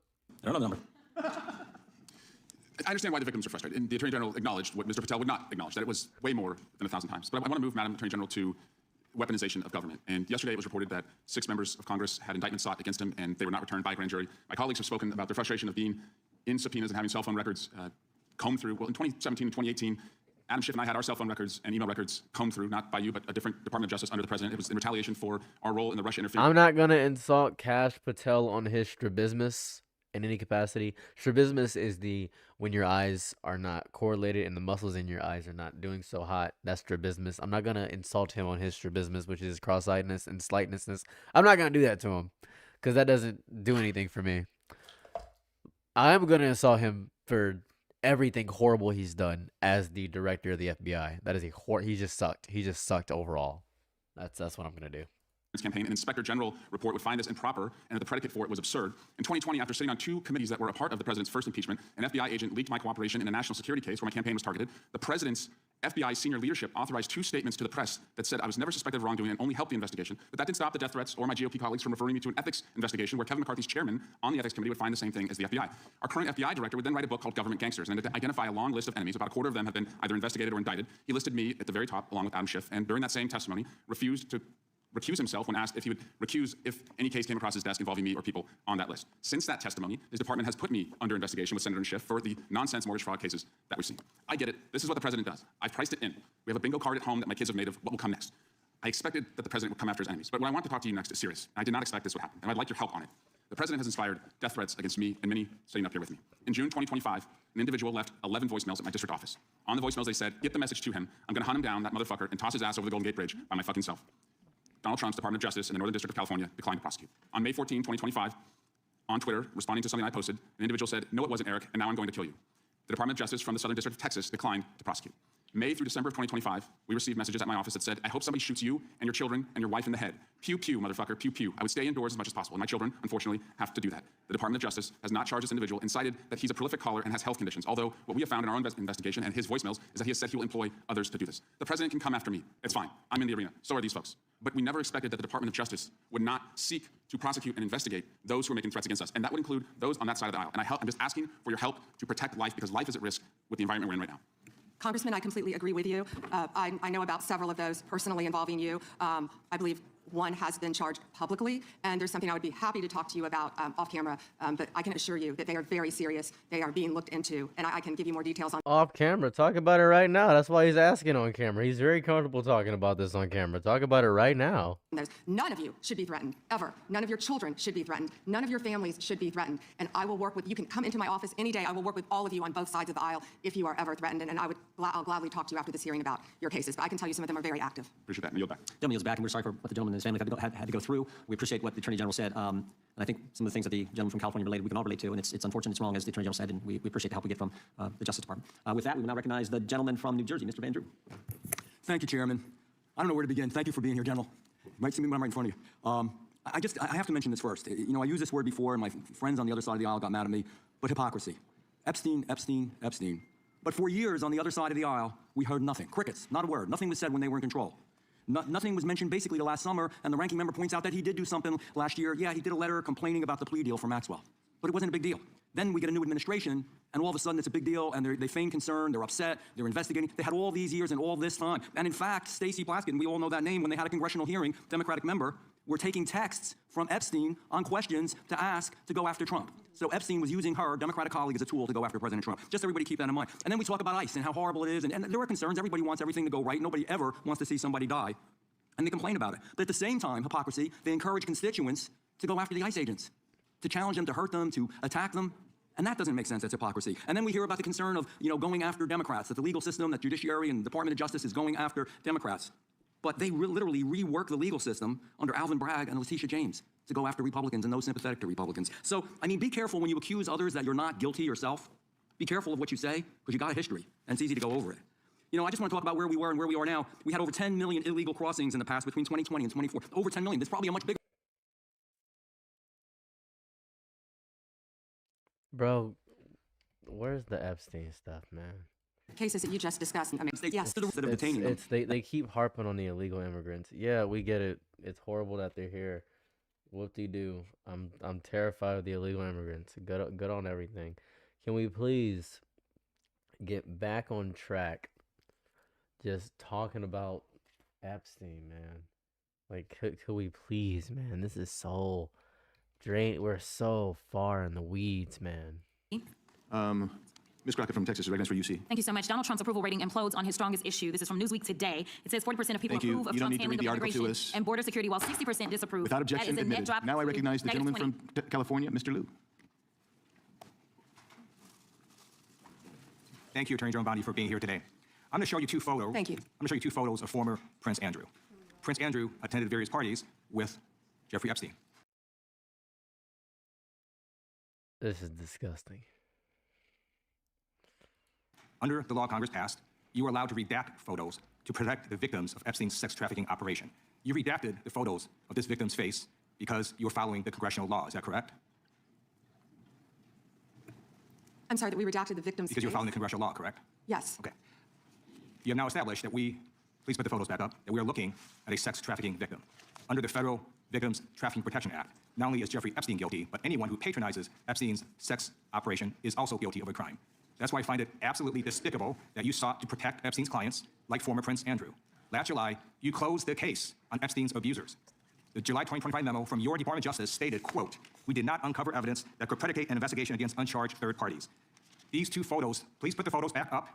These two photos staring you in the face are evidence of a crime and more than enough evidence to predicate an investigation against former Prince Andrew. So I ask you, Attorney General Pam Bondi, why did you shut down this investigation last July, and why have you not prosecuted former Prince Andrew? I don't believe you asked Merrick Garland these questions when he was Attorney General and stepped before. I agree with you. You twice. I agree with you. I agree with you. During the Biden administration, I called for people looking at Epstein files. Merrick Garland dropped the ball, as did Attorney General Bill Barr, as did Alex Acosta, a whole string of failures. But you are in charge. You have the power to change things. No, wait, my goat. My go, I agree. Why aren't you doing it? I agree. You're right. Why aren't you doing it? Mr. Lou! Mr. Lou! No, you're right. Why aren't you doing it though? No, no, we ain't gonna do this. Why aren't you doing it, my goat? What's cracking? What's going on? Oh, I completely agree with you. So why aren't you doing it? She dropped the ball for sure. Yeah, she sucks, but why aren't you doing it now? Let's do that. Because I can't talk to her. Twitter debate tactics not work. He is the only one that he's so on the ball. Oh, John Ball, owner of balls. Hold these men accountable, and you're doing the opposite. You're protecting them. So I want to move on to another man. Can I answer Donald that? Trump. I want to move on to another Can I answer question. your question about protecting? You answered the question. You're saying no. I love this. I want to discuss another man, Donald Trump, who is all over the Epstein files, like former Prince. Here's the video.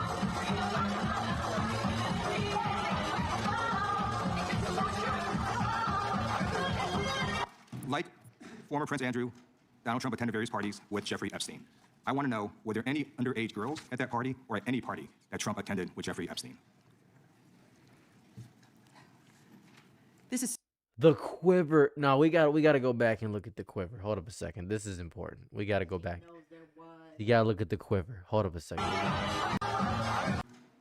Donald Trump attended various parties with Jeffrey Epstein. I want to know, were there any underage girls at that party or at any party that Trump attended with Jeffrey Epstein?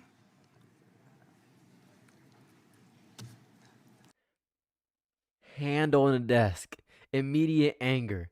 You can see the look on her face. She's realizing, oh, I might go to jail for this. I might go to jail for this. She stutters. Hold up a second. The lip quiver. The quiver. You see the quiver? Hold on. Wait. You didn't see the quiver like I saw the quiver. Hold up a second. Look at him. Waiting. Quiver. You see that quiver? You saw that quiver? I saw the quiver. I saw a quiver. A double quiver? You can't double quiver. Hold on. This is so ridiculous. Guys, what are we doing here?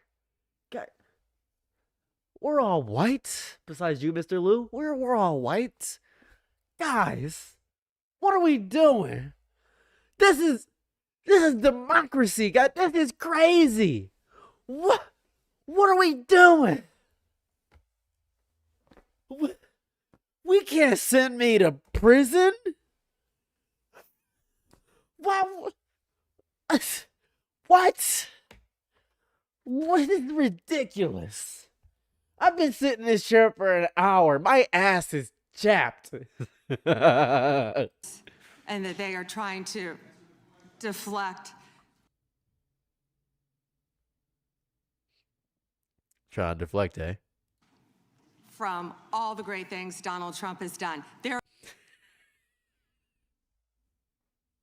No, here's what I'll give you all the good things Donald Trump has done. Donald Trump put tariffs on other countries and they immediately retaliated back and they hated that and we got the tariffs off. That's one thing. Second thing, big beautiful bill. We haven't seen what it does yet, but it was something that like complete garbage. He expanded ICE, gave everybody 50,000 sign-on bonuses, but they didn't read the fine print. So they got to realize that the $50,000 sign-on bonus is actually over the course of 5 years. So you actually don't get the $50,000 in one lump sum. So that's pretty cool. So that's pretty interesting. Let's see another thing he did good. Immigration. Oh my God, he is so good at getting illegal immigrants out of this country. Want to know why he's so good at getting illegal immigrants out of the country? Because he is so aggressive and mean when he does it. So I'll give you that. We definitely won't have any illegal immigrants in our country. I will give you that. You're right. Anything else? That's it? Immigration's great. I'll give you that. Oh yeah, 100%. Illegal immigrants are out. You got that. I'll give you that. Whatever. You want to keep arguing that? So proud of you. Everything else sucks. 5 of my friends got laid off because of the manufacturer's jobs they work at. That sucks. And that's because directly of Trump. What's going on here? What's happening? Let's keep going. There is no evidence that Donald Trump has committed a crime ever.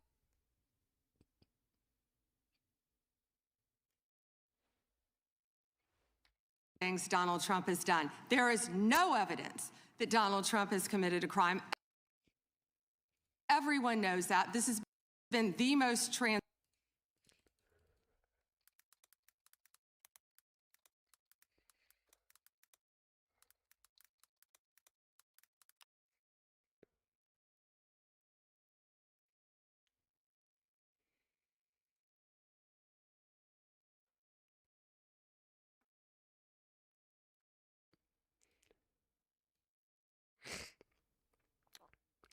I mean, I don't want to.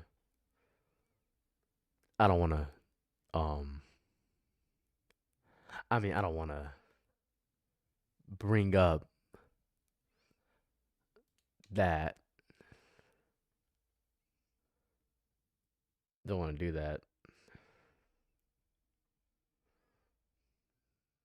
Donald Trump has been found guilty of 34 felony counts of fault. Let's read this. Let's just. Oops, sorry about that. Let's go ahead and read that. Is the first convicted felon president. Here's what that means. I mean, like, he's the only one. He's the only one. He's literally the only president. That's fair. Okay. Hush money made to a P star before the 2016 election. Okay. Can no President pardon can only apply to federal offenses, not to crimes violating state law. But otherwise, spare the president any other punishment. Okay. Okay. All right.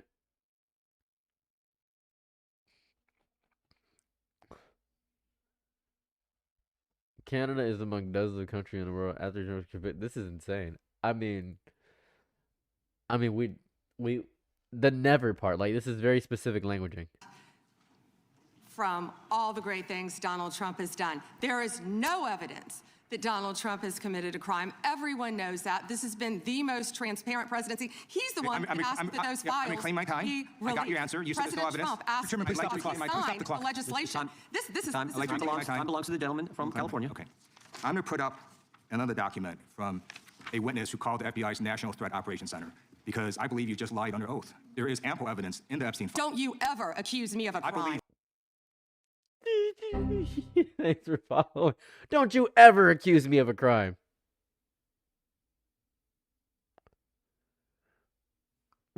I mean, like, you just saw it. You just lied under oath, and this is on videotape. You said there's no evidence of crime. I'm showing you. Here is a witness statement who called into the FBI's Threat Operations Center. The file she said she went over. This is great. He drove Donald Trump around in a limo. He overheard what Donald Trump said to Jeffrey on his cell phone. He was so angry, he was going to stop the limo and hurt Donald Trump. And he met a girl who said she was raped by Donald Trump and Jeffrey Epstein. She later had her head blown off, and officers at the scene said that could not have been suicide. No one at the Department of Justice interviewed this witness. You need to interview this witness immediately. Epstein should rot in hell, so should the men who patronized his operation. And as we say here today, there are over 1,000 sex trafficking victims, and you have not held a single man accountable. Shame on you. If you had any decency, you would resign right after this hearing concludes. The gentleman has expired.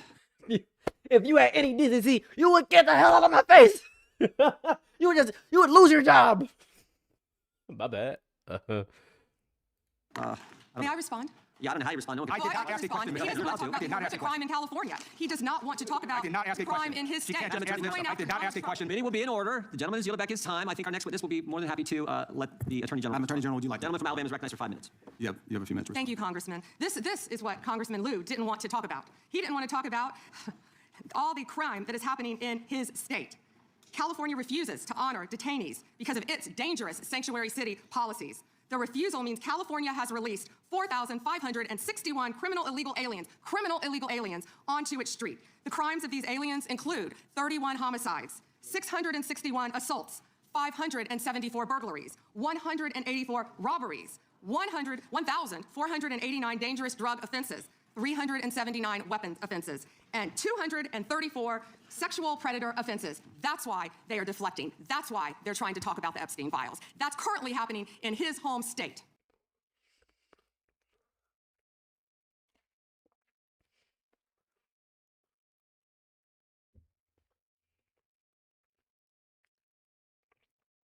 My brother in Christ. This whole hearing is about the Epstein files. The hearing is about the. Am I wrong? It literally says testifies on Epstein files. Is this not it? That's why he wants to talk about the Epstein file. He wants to talk about his crime and his state. No. What do you mean? Attorney General, thank you for being here, and I want to make sure you had time to respond. I'm going to change gears a little bit. In October, when you were testifying before the Senate, I know you and my friend Senator Katie Britt discussed concerns of infiltration of the illegal Chinese vapes into our country. As a father of three, obviously, I'm worried a little bit about this, and I believe that many parents in the country share our similar concerns. Can you provide an update on DOJ's work in this space over the past few months? Yes, and thank you for bringing that up. We're talking about the vapes. And this should be an issue where both sides of the aisle can work together on. Parents need to understand, children need to understand that so many of these are being manufactured in China, sent to our country, and have the potential to be laced with lethal drugs. We've seen an overdose. We need to get on the front end of this before we have, so we're bringing that up. That's happening in all of our states, and I would ask everyone here, I know, but we have to this now. Spends money, they were simply building the technology. That uncertainty made it harder for Americans to build, innovate here at home. Earlier this year, the Deputy Attorney General issued a memo entitled Any Regulations by Prosecution, a clear break from the Biden administration to ensure that people are just writing the software and don't. Thing we can to protect the American people on that, and I would refer everyone to Deputy Attorney General Blanche's memo, and we're working as hard as we can on that topic. We want to lead the way in the space on that, so we'd appreciate the help. And with that, Mr. Chairman, I'll yield back 10 seconds. Gentleman yields back. Recognize Young for Arizona for unanimous consent. Thank you, Mr. Chairman. I have a number of UCs. Gentleman can proceed. Thank you. Bombshell new docs show Trump called police about Epstein in 2006. Objection. Kamala Harris defends Biden administration decision not to release Epstein files. Objection. Why weren't they released during the Biden administration? Objection. House Democrat Stacey Plaskett exchanged texts with Epstein during 2019 congressional hearing. Objection. New York judge allows Epstein victims' claims against Plaskett to proceed. Objection. Hakeem Jeffrey solicited funding from Epstein in 2013 after financier was convicted child sex offender. Objection. Jeffrey Epstein was invited to dim fundraising dinner and to get to know Hakeem Jeffries by firm working with Brooklyn's Barack. Objection. An email from Leslie Groff to Jeffrey Epstein concerning Hakeem Jeffries fundraising. Epstein file says Biden was replaced in 2019, question mark? Objection. Thank you. Gentleman yields back. The gentleman from California is recognized. Mr. Correa. Thank you, Mr. Chairman, and welcome, Ms. A.G. Bondi. I agree with you. Our top priority should be protecting Americans. In my past life in the California State Legislature, I did a lot of work on solving sex crimes, passing legislation to update our codes. And I found that the biggest challenge to solving sex crimes is reporting them. Victims have to have the guts to stand up to report those sex crimes. But it's not easy. It's the most unreported sex crime there is. Crime there is sex crimes. It's painful, humiliating, and a lot of times the victims don't think anything's going to come out of their reporting these crimes. Then we have adults who, as children, were molested, boys and girls, who will live in silence for the rest of their life. I believe the Epstein files are just one of many sex crimes taking place in our society today. I hear 1,200 Epstein victims, some additional victims as young as 9 to 10 years old. The challenge I have today, what bothers me today about this hearing, Madam AG, is what's the message we're sending out there on Main Street? Shouldn't ask a question I don't know an answer to, but I'm going to ask the victims behind you right now. First, can you please stand up? And then, can you please raise your hand if you think after everything you've heard today, you feel that our AG, the feds, have your back? Do we have your back? Raise your hand if you're confident that we got your back. And that's the issue, Madam AG. We've got to make sure that victims stand up and report the crimes. Otherwise, we're going to be taking a step backwards. Today, AI, cyber, social media, the new realm for people to be hurt, attacked sexually, these are the areas I welcome the opportunity to work with you on. It's not your problem, it's not my problem, it's our problem. But to have redacted files that are not showing us the names of these predators is wrong. These are very powerful people. This was a very expensive business, and we don't know who they are. I would imagine they're very prominent Republicans, very Republican Democrats, and we are covering up for them. We got to know what's going on out there, Madam AG. It looks like you want to say something. I'm going to give you the opportunity to address my statement. I look forward to working with you on any crimes involving child sex predators, children, and also cyber crimes. That is a tremendous problem now throughout our country. AI, you are correct. AI is causing great problems online. We're working on that though. AI is an incredible tool, but it also can be fraught with peril with victims.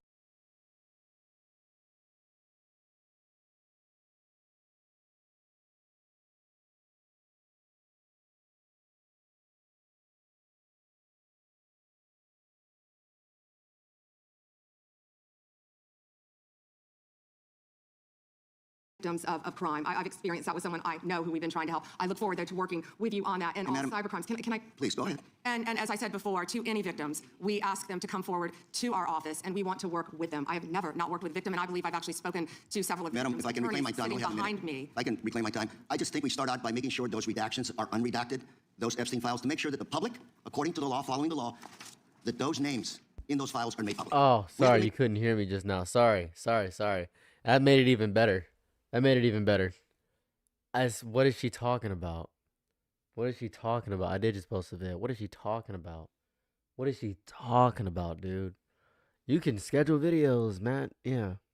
Make sure we tell those predators there is no place for them to hide, and if they commit the crime, they're going to fry for it. It starts with showing us the names of the perpetrators in the Epstein files. May I respond to that? Sure. Okay. So if any man's name was redacted that should not have been, we will, of course, unredact it. If a victim's name was unredacted, please bring it to us and we will redact it. We were given 30 days to review and redact and unredact millions of pages of documents. Our error rate is very low. The But there are victim's always right behind you. errors. Error rate is very low. Okay. Right? The damage is already done. Right? The name's already out there. So the damage is already done. Like, the damage is already done. Is this funny to her? Because the damage is already done. On both sides. We're doing a good job everything we of can to help protecting the them. victims. We will Thank do you, everything Mr. we can. Chair. I'm out of time. Gentleman yields back. The gentleman from California, Mr. Kiley, is recognized. Thank you, Mr. Chair. Good morning, Madam Attorney General. I wanted to return to a point that the chairman raised at the beginning of this hearing, which is these jurisdictions that refuse to honor detainer requests from Immigration and Customs Enforcement, often called sanctuary jurisdictions. Now, I know that you are not involved directly in immigration operations per se, but you do deal with the legal issues surrounding these jurisdictions. So let's say we have someone who's here illegally, who has committed a crime that, like the thousands of people you mentioned in California, murderers, sexual predators, drug traffickers. If that individual is in detention in a jurisdiction that has a sanctuary policy where they do not honor ICE detainers versus in Oh, I don't care about this. when that individual can be released from conversation right forms and to topic I investigate and memo. I don't care about the ICE stuff, man. I'm here for the Epstein stuff. But Americans across the political spectrum were immediately alarmed by the memo's blurring of the line between unlawful conduct and constitutionally protected speech and activity, as well as its call to investigate, prosecute, and dismantle groups that the president and Stephen Miller described without evidence as, quote, an organized campaign of radical left terrorism. Now, counterterrorism experts were further alarmed by the administration's singular focus on left-wing extremism, combined with the sudden deletion from the DOJ website of decades of research and law enforcement analysis, which had concluded that right-wing extremism poses the greatest terrorism threat to Americans. The president's memo broadly and vaguely links violent conduct to ideologies, and it targeted specifically anti-American, anti-Christian, and anti-capitalist beliefs, as well as, quote, hostility to so-called traditional American views on family, religion, and morality, end quote.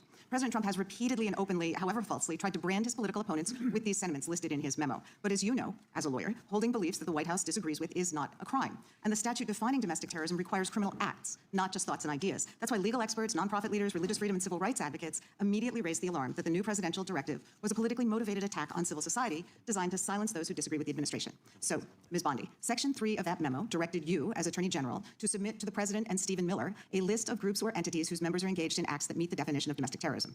And then on December 4th, you directed the FBI to work with a variety of law enforcement entities to compile a list of groups and entities engaged in such acts by January 3rd, 2026, and to update that report every 30 days thereafter. So can we assume that you or persons under your direction at the Department of Justice have prepared that list of groups or entities who are designated as domestic terrorist organizations? And I just remind you that's a yes or no question. Did you Well, I'm prepare not the going to list? answer yes or no, but what I will say is I know Antifa is part of that. I will talk to you about I'm that. reclaiming And on my time. February I 5th, asked you whether 2025, you an prepared Antifa a member was list. arrested in Minneapolis I'm federal court reclaiming for my cyber time. stalking. Did you they have ask a a question list? and don't want an answer. The answer is yes or no. Time belongs to the gentleman from Pennsylvania. Gentleman lady can proceed. Okay. So will you commit to providing this committee with any list of organizations that you have recommended be designated as domestic terrorist organizations? We will comply with the law in all matters. Will you commit to provide this committee with your list of entities that you recommend be designated as domestic terrorist organizations? I'm not going to commit to anything to you because you won't let me answer questions. Okay, well then we do understand that your current position is that you have a secret list of people or groups that you are accusing of domestic terrorism, but you won't share it with Congress. And I'd remind you that when the U.S. government designates an entity as a foreign terrorist organization, it must report that to Congress and to the entity because the government can make a mistake and the entity has the opportunity to contest it. So your position seems to be that if you falsely designate an American or an American organization as a terrorist group, there's nothing they can do about it. I think we get it. You don't want to answer the No, question. you don't get anything regarding public safety. Thank you. Nothing. Thank you for the insult. It's clear you didn't come to Congress prepared to Thank answer you for the questions that the American insult. people have every right to have answered. But if you were to prepared to answer truthfully, here's what we expect the facts to show. The administration is keeping lists of Americans who the White House says are engaged in domestic terrorism. Those lists could include Americans who have not committed any acts of terrorism, but simply disagree with this administration, people like Renee Good and Alex Preddy. And your list may include clergy, elected officials, and members of indivisible groups across the country. And those lists likely don't include Proud Boys or Oath Keepers who are actually convicted. Americans have never tolerated political demagogues who use the government to punish people on an enemies list. It brought down McCarthy, it brought down Nixon, and it will bring down this administration as well. You were right. Yield back. That's why we're so glad they rescinded the memorandum targeting parents. For goodness sake, as the gentleman from California just pointed out in his 5 minutes, the gentleman from Kentucky is recognized. May I respond very briefly to her statement? I think we can do that Okay. probably on one of our members. Okay, thank you. I don't want that to get away. Thank you. Thank you, Mr. Chairman. Behind me, I have 3 documents from the DOJ production. They're emblematic of the massive failure of the DOJ to comply with the Epstein Files Transparency Act. To my right, I love when they have these big ass boards. I got this from Home Depot. So let me explain what I've written out here, and let me show you what I got. I've actually printed these out at the main library. These big. Fantasy football in the Playing fantasy. This is my DraftKings roster. Is an email that was sent by the victim's lawyers to the DOJ. It was a list of names not to redact. A list of names not to release. What did the DOJ do with this email? They released this email in the document production. Literally the worst thing you could do to the survivors, you did. And they're getting phone calls. A lot of these people didn't want to be known. And we know you touched the document because you redacted one name, and you redacted the lawyer's name, but you left the survivor's name there. The next document I want to show you, that was in the title, the victim's survivors' names, all right? The title of this one is Child Sex Trafficking, Co-Conspirators, fully redacted. And by the way, we're going to unredact them here. Les Wexner is in this. Now, your deputy attorney general said, oh, well, he appears hundreds of times in the files. But he doesn't appear in this file until I forced you to release it, where he's listed as a co-conspirator, not to tax evasion, but to child sex trafficking. Not to Until I asked you to release it, that's when you released it. When I asked, I asked you and you released it, but man, dude, this is different. You messed up. And he's so right. Because my goat, Massey, my goat, he was like, yeah, he just did tax evasion. He didn't do anything with sex trafficking. No. They can get away with tax evasion, but the sex traps are crazy. prostitution, not the money laundering, child sex trafficking. And then finally, what we have here, the third exhibit that I have is emblematic of the FD 302 release. These are the documents that we need, that you're holding on to and over-redacting because they have the names of the men who are implicated. How do we know? Because the survivors gave testimony to the FBI, and it's in there. And what happens when you go to the portal at the DOJ to look at what's behind this redaction?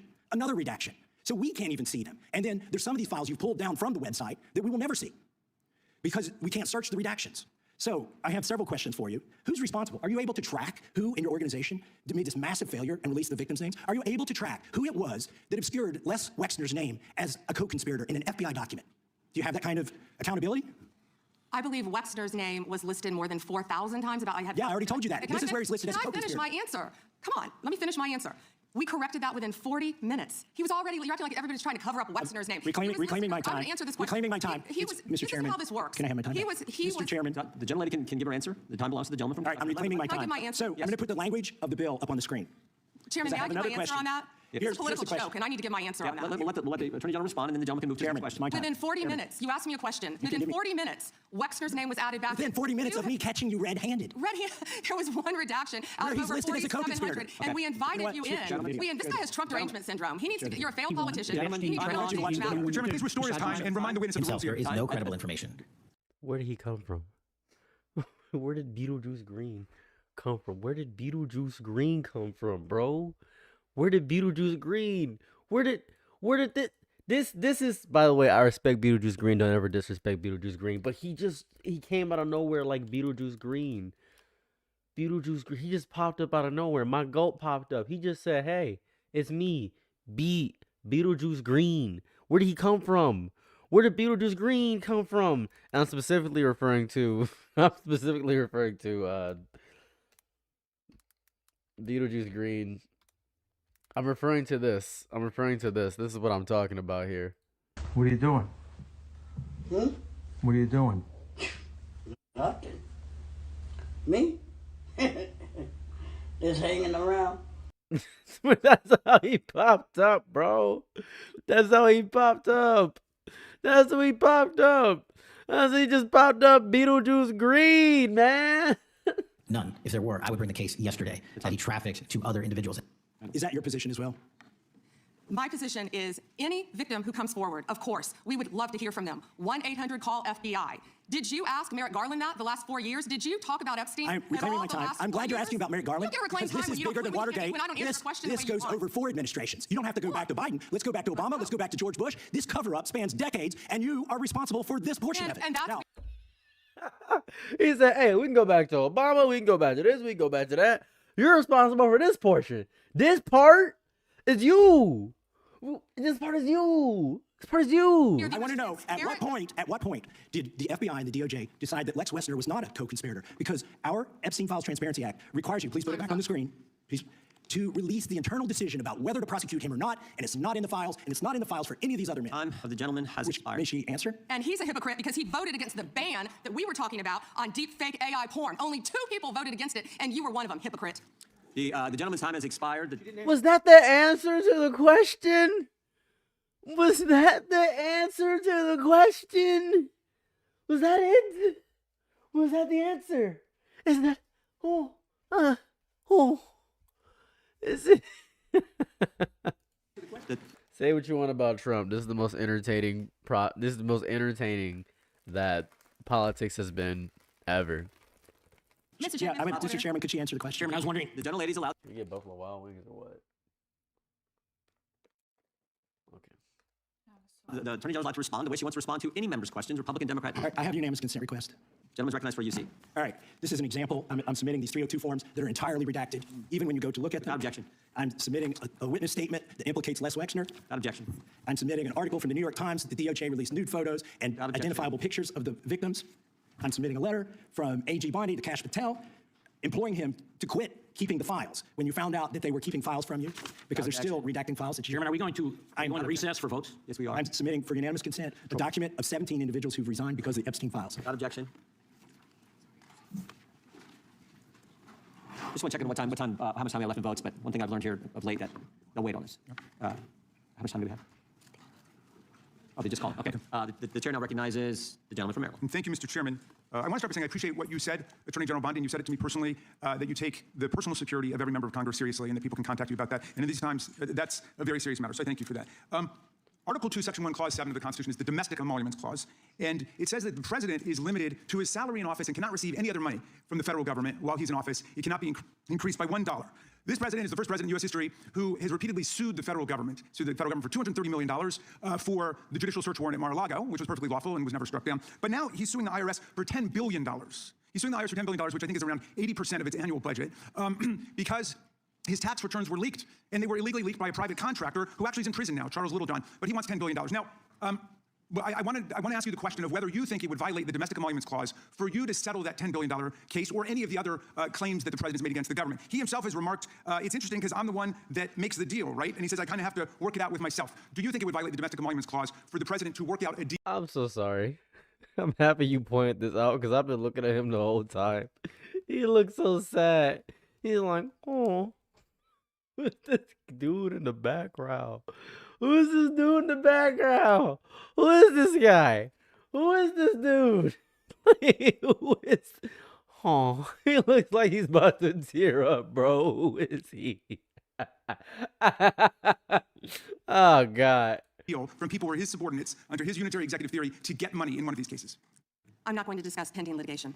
Okay, so theoretically you're saying because his privacy rights were violated in that tax case, and they were. I'm with the president on that. I mean, his Mar-a-Lago thing is ridiculous, but there's no doubt that his tax returns, despite the fact that he promised to release them, despite the fact that every other president released the tax returns, he suffered embarrassment when it showed that he hadn't paid taxes for several years, and he had a right for that not to happen. Now, I want to turn back to the Epstein survivors, because President Trump may have been a little bit embarrassed by the release of those tax returns. How much do you think the claims of these survivors are worth? As the good congressman from Kentucky just pointed out, there were lots of survivors who had decided, for reasons of their own, never to release their names. That determination was represented to people in Congress, and we built it into our federal law that their names could not be released, and yet you published their names, their phone numbers, their addresses, personally identifying information. If Donald Trump can get $10 billion theoretically from the Department of Justice, how much should these people get for a far worse violation of their privacy rights and a far greater danger established to them in their lives?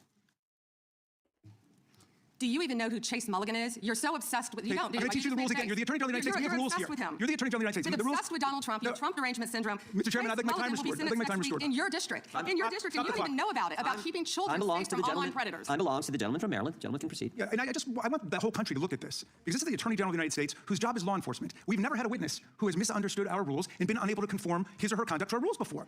We have only 5 minutes, and so we use our time to ask you specific questions. How long are you giving me to Excuse me, I'm not yielding to you right now. I'd like that second restored too. So, Ms. Bondi, the way it works is we ask you a question, and you answer it. And if you go off on a wild goose chase, another tangent, you start reading statistics, or you start talking about stuff going on in our district, and by the way, I invite you to my district. Come to my district, but that's not what we're here to do today, okay? So, and you do that, then we're allowed to say we reclaim our time. At that point, you have to be quiet. You have no choice. You have to be quiet. So I hope you understand the rule of this one. Now, here's what I want to ask you. You're in law enforcement. We've seen all kinds of evidence of crimes. And when we go over to the Department of Justice for the 4 computers for every member of Congress, we see more evidence of crimes. Will you create a joint task force of the Department of Justice and governors and state attorney generals and district attorneys across the country to investigate the crimes that have taken place against these victims and more than 1,000 like them? The DOJ is not doing its job. Will you create a task force with state and local law enforcement to make that happen? Gentlelady can respond. She wants to.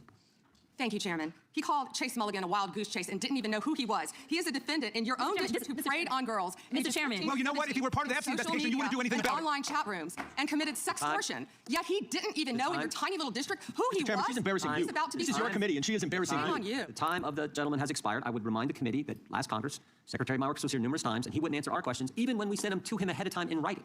So that's what we've had to deal with. I think the Attorney General is doing just fine. We have votes shortly. I will go to the gentleman from Virginia, and then we will take a break to head to the floor.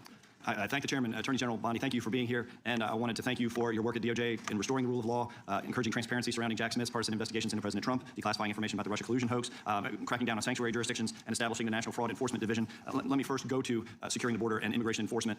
Our new governor has recently rescinded 287G cooperation between the state and ICE. Can you talk about, have you evaluated the public safety impact, how that would affect safety in Virginia to withdraw that support and what that would do to criminal activity involving illegal immigrants in Virginia? Yes, it would be detrimental. And as you know, Congressman, one of the top members of MS-13 in the entire country was living in Virginia, in a suburb. Holy all dude. of them. We include that abiding Americans by myself. Get me back to the Epstein. Was it more than $20,000? Why he had to do those things? We'd like to know when you can, if you can get that information to the committee. I think when you think, and with that, members, and since you're back titled Inside Trump's DOJ dated October 16, 2020. Without objection, we stand in recess. We got a recess. If you come for law enforcement, and the gentleman from 6 days ago, you posted online, quote, if you come for law enforcement, the Trump administration will come for you. We're discussing. I'm for law enforcement. We're discussing. You are the Nazi. You are the Gestapo. You can't see it. You're chasing your pension, right? Pension. You're retired, right? That's what runs your life. You're retired. Allegedly yelling, kill him, at police officers on January 6th. Okay, man. We got it. I don't care about this at all. Get me up to speed. Oh, come on. Of other states. Clearly, this problem is spreading. Would you agree that Congress has not authorized states to impose retroactive liability against energy producers? And oh my God, bro. I understand you guys have concerns, but we got to get to this Epstein stuff. As the Florida Attorney General, attorneys from your office handled the appeal of my son, Jordan Davis's murder, which was denied. All right, man. We get it, Mr. McBath. Both of those came for my case of law. So half. Well, that American people do deserve when you told us that you will fight for them as well. I would have ability. I think it's one of the most extraordinary achievements of the Department of Justice in our history, and I don't think some of my colleagues heard you clearly. Thank you, Congressman. And would you mind if I address something that Congresswoman McBath wouldn't let me address first? Go right ahead. In Atlanta, molested in large scale. I'm sorry. Thank you. Work has been. We get it, bro. Damn. J.D. Vance, titled J.D. Vance refuses to apologize to Alex Brady's family to bond Specter Park in prison. In July, she had a 2-day interview with your deputy and President Trump's former defense attorney, Todd. I got you, bro. Get back to the Epstein stuff, man. We've heard she offered of prison. Yes, you really like this. So I want you to know that your own DOJ employee, he's recently been demoted and had some other problems, advises on pardons. Do you think he will be advising Mr. Trump on any kind of clemency or pardon for Ghislaine Maxwell? Hold on. Who secondly be correct, President Attorney General Bondi. I think you and pretty much everybody else here and throughout the country believes that convicted sex offenders don't deserve special treatment or privileges in prison. And yet Ghislaine Maxwell, Jeffrey Epstein's co-conspirator, received perk after perk in prison. In July, she had a 2-day interview with your deputy and President Trump's former defense attorney, Todd Blanche. Just days after that, Maxwell was transferred from a federal correctional institution in Florida to a minimum security camp in Texas, which she, as a sex offender, would normally be ineligible for. At this new facility, as the ranking member talked about, and by the way, it's nicknamed Club Fed, we've heard reports that she's been afforded special privileges, puppy tie, private workouts, personal mail, secretarial services. Attorney General Bondi, does a convicted sex offender like Ghislaine Maxwell deserve special treatment and privileges in prison? Yes or no? Let me be crystal clear on this. No. And let me keep going. Perfect. Well, I did not know she was being transferred. I asked you yes or no. She was not transferred to a lower level. Mr. Chairman, please stop the clock and remind the witness of the rules. One rule she needs to understand. I'm glad that we're agreeing. So when we're agreeing, we can move on to some other things. But I want you to know that every time she does get these perks, and it's been publicly reported, that the folks she's abused, the survivors who are sitting here, they see themselves as being denied justice. They feel re-traumatized. And I'm glad that we agree on that. But she should not be in that prison. And she needs to be moved back to a maximum security prison as soon as possible. But what she has told another committee here is that she won't cooperate with them unless she gets clemency from Donald Trump. It's just crazy to consider that she can be wielding this kind of influence within the administration. But that begs the question, who ordered her to be transferred to the minimum security prison that she was ineligible for? Who signed off on the special privileges? Was it Mr. Blanche? Was it one of your other subordinates? So please, can you tell us who sent her there since you don't agree she should be there? I said I do not agree she should receive special treatment. She was transferred, I learned after the fact, to the same level facility, and that is a question for the Bureau of Prisons. I was not involved in that at all. The same level facility, I don't know why, but instead of talking about Ghislaine Maxwell, who hopefully will die in prison, you should be talking about Irina Zarutska. I have a couple who of died on a subway. Right, and I absolutely... You don't talk about that. I have been talking about it and actually helping with these issues. But we're going to move back to you. I bet we are. Yes, of course, because you're here to testify. That's what the whole point of this endeavor is. So of course we're moving back to you. It is all about you. So as we heard, she took the fifth in response to every single question in that committee hearing. And her lawyer dangled the offer of clemency. Should Donald Trump pardon or commute her sentence? Should she be released from prison, yes or no? You said you hope she dies there, so I'm hoping the answer is no. I already answered that question. Good. I'm very glad. I really like this bipartisan agreement about when what it should agrees happen. with you. But you don't want to talk about Irina Zarutska.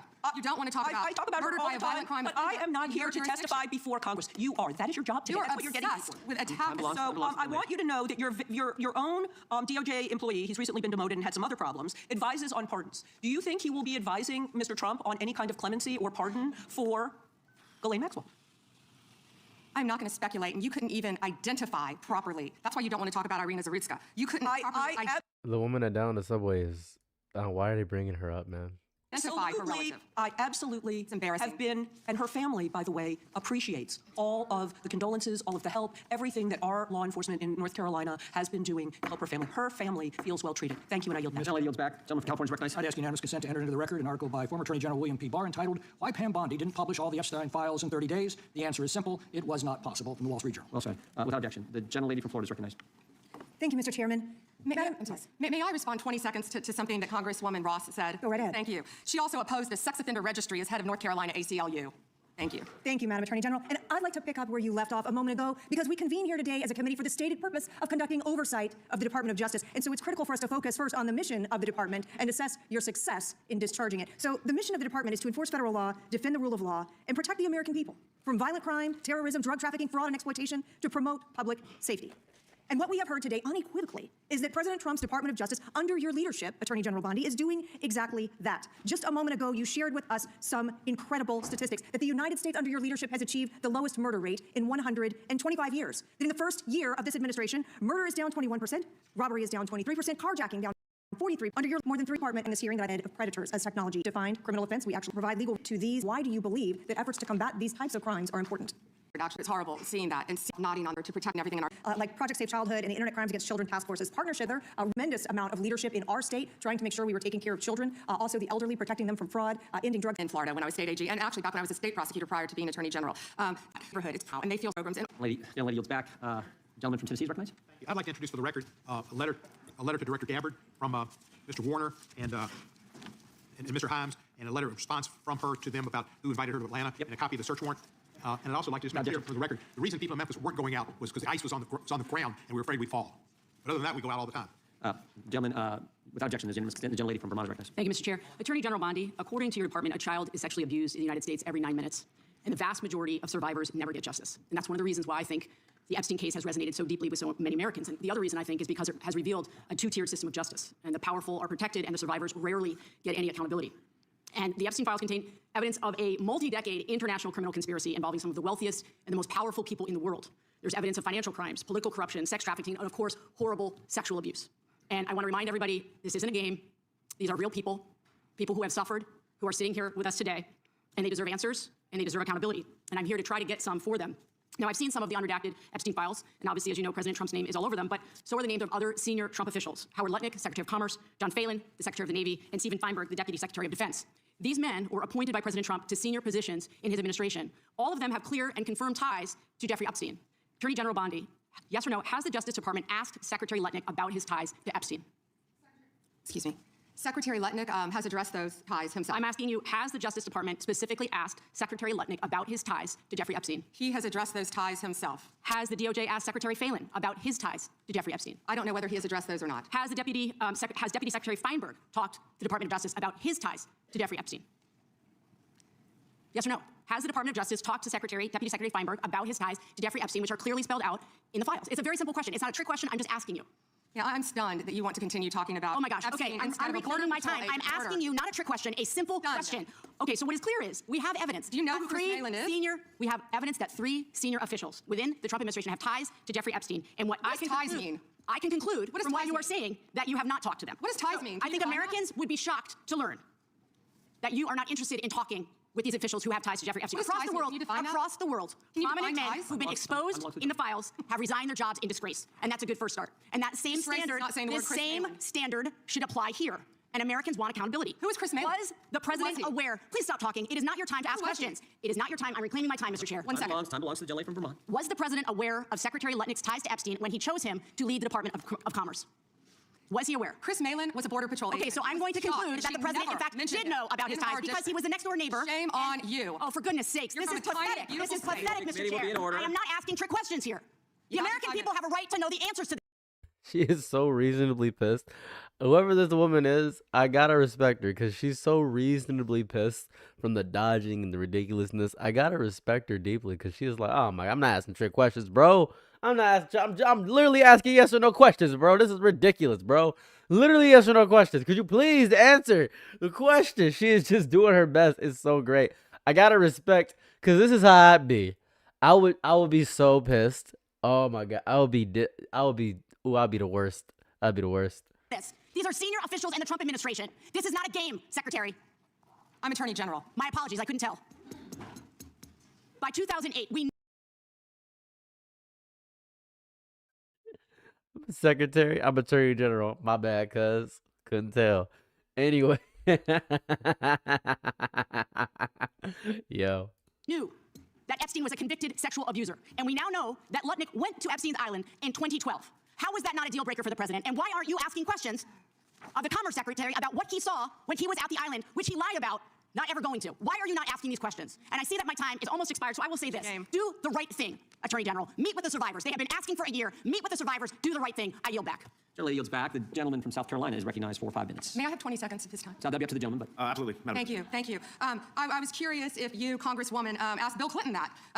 Didn't see one tweet, not one. I didn't see one tweet when Joe Biden was in office about Bill Clinton. Why does she keep bringing up the tweet stuff, bro? Why does she keep bringing up the tweet every day? It's just that I didn't see a single tweet, mind you. I didn't see a single tweet, mind you, about this. Stupid. That's dumb. Didn't ask Merrick Garland anything about Epstein, not once, when he was... Also, I want the record to reflect that, with this anti-Semitic culture right now, she voted against a resolution condemning... So you want to go there, Attorney General? Do you want to go there? Are you serious? Talking about anti-Semitism to a woman who lost her grandfather in the Holocaust? Really? The committee will be in order.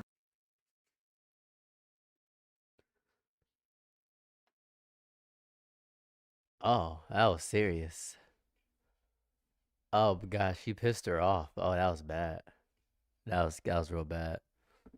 To a woman who lost her grandfather in the Holocaust is crazy.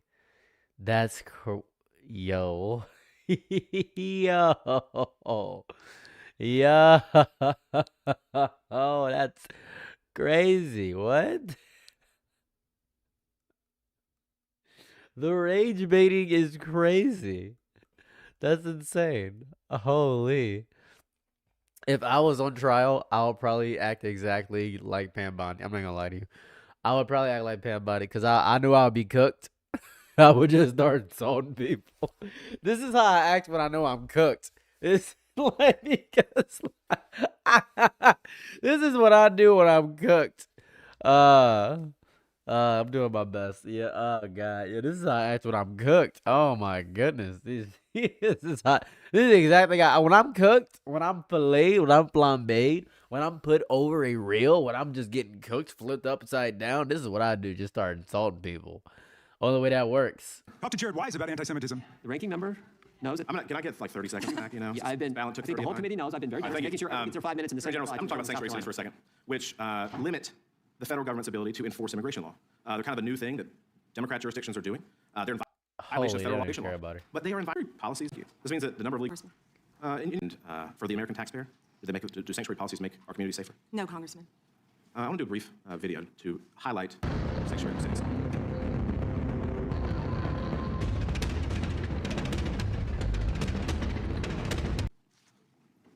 So what's strange to me, if you look at this board behind me, in New York, there are 7,000 criminal legal aliens since January 20th of last year.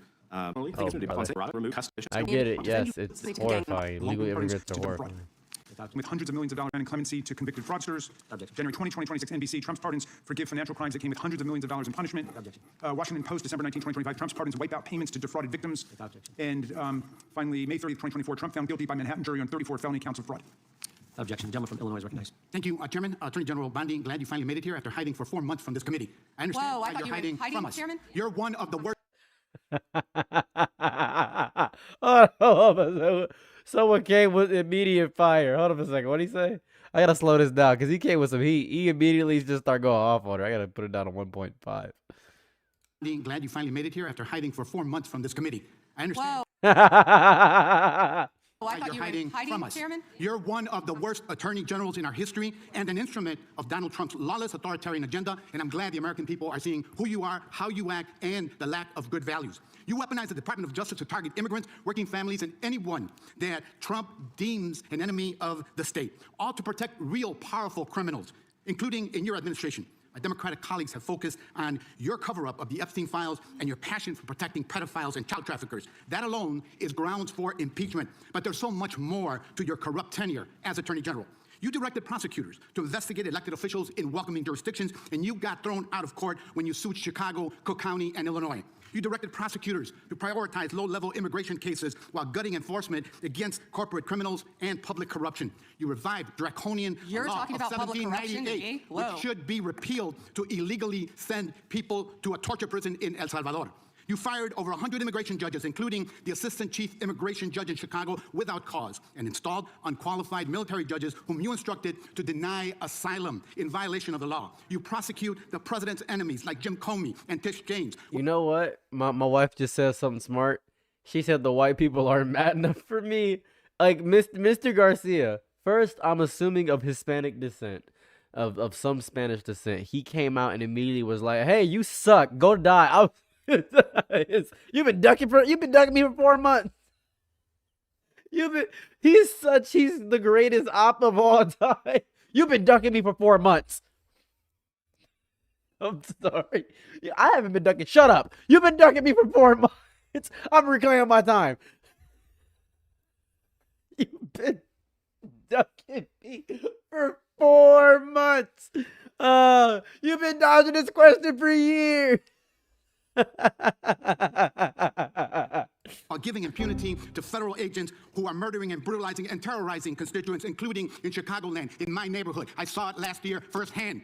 You and Cash Patel covered up the murder of Silverio Villegas Gonzalez in my district by ICE agents. You tried to investigate Renee Good instead of the ICE agent who murdered her, and you tried to cover up the murder of Alex Peretti by CBP agents. You bring fake charges against protesters like the Broadview Six and Marimar Martinez, whom your administration labeled a domestic terrorist. I gotta respect. He's saying these names with his whole accent. That boy switched to Spanish immediately. That boy going nuts. He said, "By the way, you suck, and you did this wrong. You know what? I don't like you, and you stink. I can smell you from here." He's going crazy. This is the Montessori teacher who lived in my district while protecting thugs who terrorize us and DHS authority. That's what you do. Protect and enable the criminals who are plundering our society and destroying what's left of democracy and the rule of law. Epstein accomplices, mass DHS thugs, corporate criminals, Tom Homan, Eric Adams, insurrectionists, the list goes on. And you talk about fighting crime, but you protect any criminal who helps you and Trump turn our country into an authoritarian gangster state. And after all this, nobody supports you. I'm not talking about Democrats. I'm talking about conservative judges. Guys, I'd like to bring up something for a moment, and this is completely off topic. So I have this on my desk, and my wife got angry for 5 seconds because she was like, "Who is this woman?" My wife got violently mad for 5 seconds because she saw this on my desk. Now you might not know what this is. This is the model on my eye cream pamphlet. So I just gotta point that out. She's over here like I can feel the heat from her anger. I'm over here like, yeah, I got skincare. She's just like, I gotta respect that. I'm just gonna keep going. I'm gonna keep going. Who are condemning the rampant lawlessness at DOJ under your leadership. Your prosecutors are quitting in droves over being forced to prosecute low-level immigration cases, including in Chicagoland. Your MAGA base despises you because you're covering up the Epstein file. How ironic. And even your own boss has repeatedly complained to your staff about you, calling you weak and ineffective. I need this guy as my ringtone. Bro is going in. Oh my god. Oh my god. This is insane. This is insane. Weak and ineffective. That's what Donald Trump thinks of you already. You will not win, however. Chicagoland rejects you. The American people reject you. Our communities have demonstrated our strength and resilience in the face of cruelty and cowardice. Democrats must impeach and remove lawless officials like you and Kristi Noem and impose accountability for every criminal action. But you can spare yourself more humiliation. Resign now and submit yourself to accountability by the American people. Mr. Chairman, before I yield back, I ask unanimous consent to submit for the record this Wall Street Journal article dated January 12, 2026, entitled, "Trump has complained about Pam Bondi repeatedly to aides." Thank you, and I yield back. Objection. Gentleman yields back. The gentleman from Texas is recognized.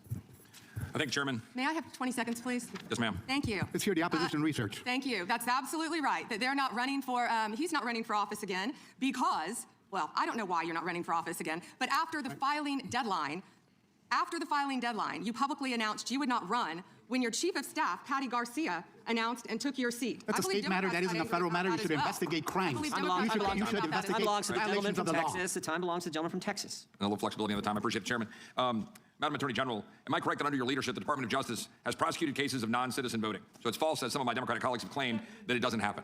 Yes. I ask that today because we're voting on the Save America. That's Colonel Sanders, baby. That's Colonel Sanders and Lex Luthor put together. That's what's going on. That's I don't laugh like a rich uncle. I don't. Is that a rich uncle laugh? They keep saying that. I don't have a rich laugh. Why do you think I have a rich laugh? Let me do a poor laugh. Ha ha ha. Ha ha ha. I gotta laugh like fucked up. Is that? How do poor? This is gonna sound crazy. How do poor people laugh? Do an evil laugh? Is that? Yeah, just laugh like that. Like, I got you. Laugh like Doflamingo. Like that. I'm gonna do that. That's crazy. The poor don't laugh. I'm just gonna go back to Lex Luthor right here.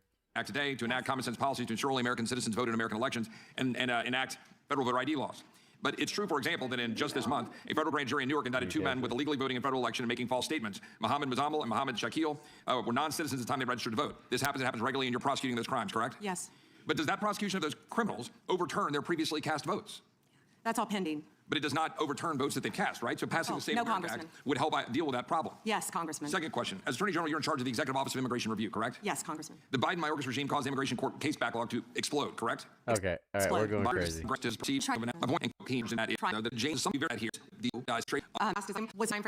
Is dated September 25th, 25. Objection. The Bondi Department of Justice memo dated December 4th, 2025. Objection. An article from Newsweek entitled DOJ Deletes Study Alleging Rise in Far-Right Terrorism dated September 18th, 2025. Without objection. Notice article from October 3rd, 2025. Trump's directive on organized political violence could lead to increased surveillance of his critics. Without objection.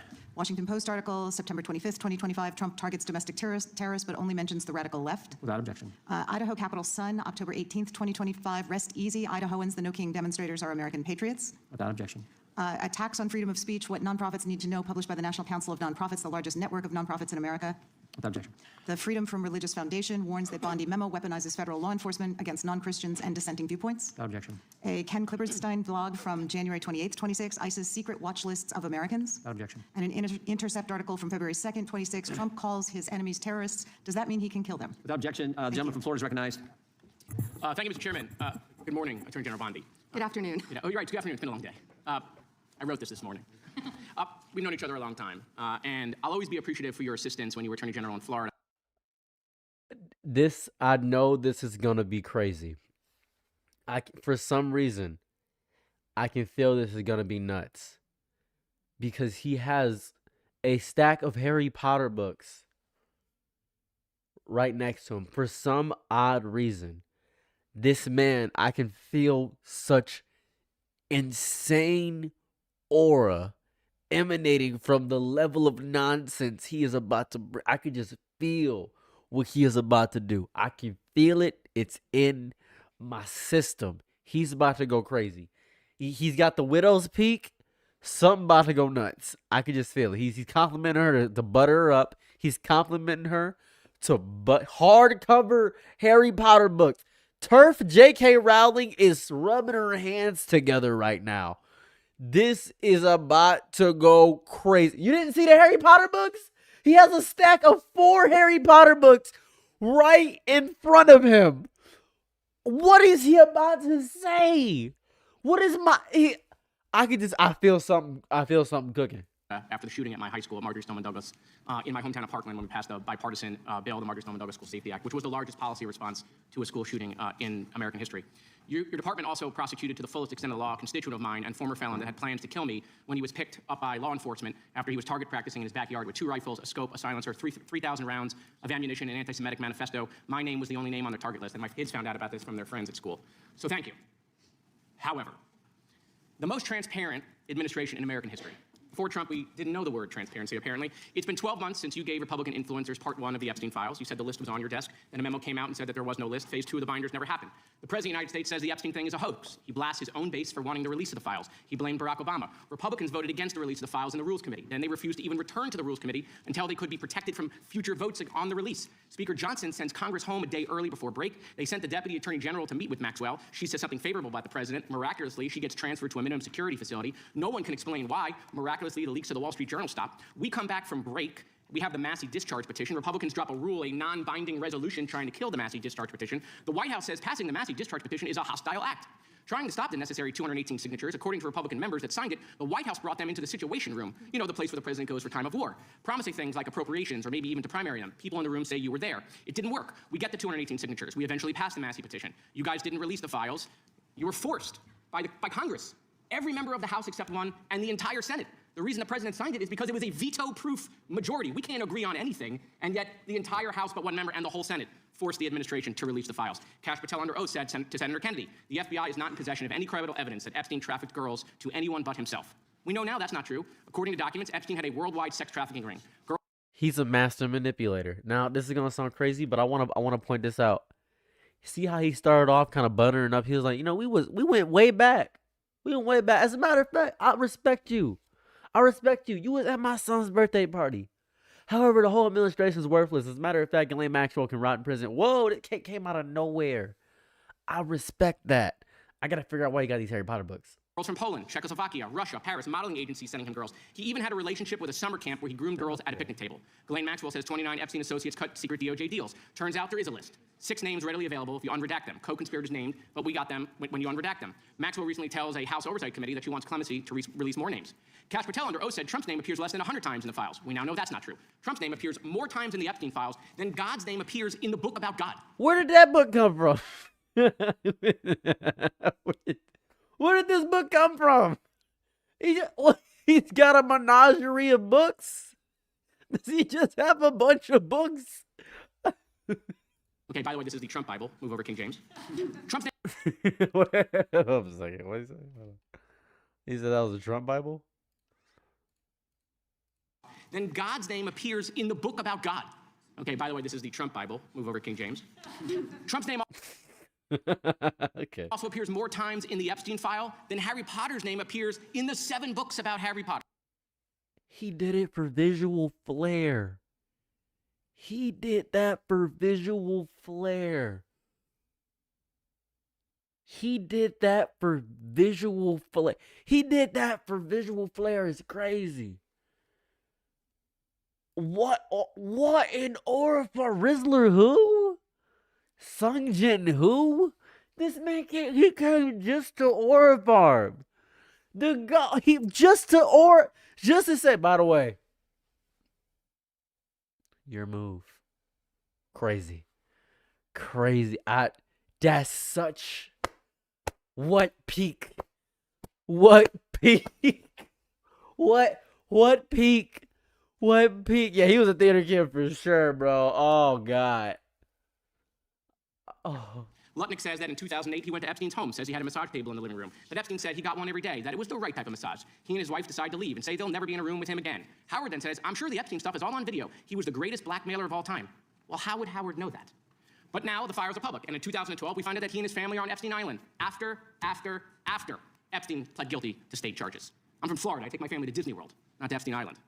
There are documents in the files that dispute the president's claim that he kicked Epstein out of his club. Allegedly, the president said that he asked Epstein to leave. Supported now that's disputed though by statements from the manager of the club.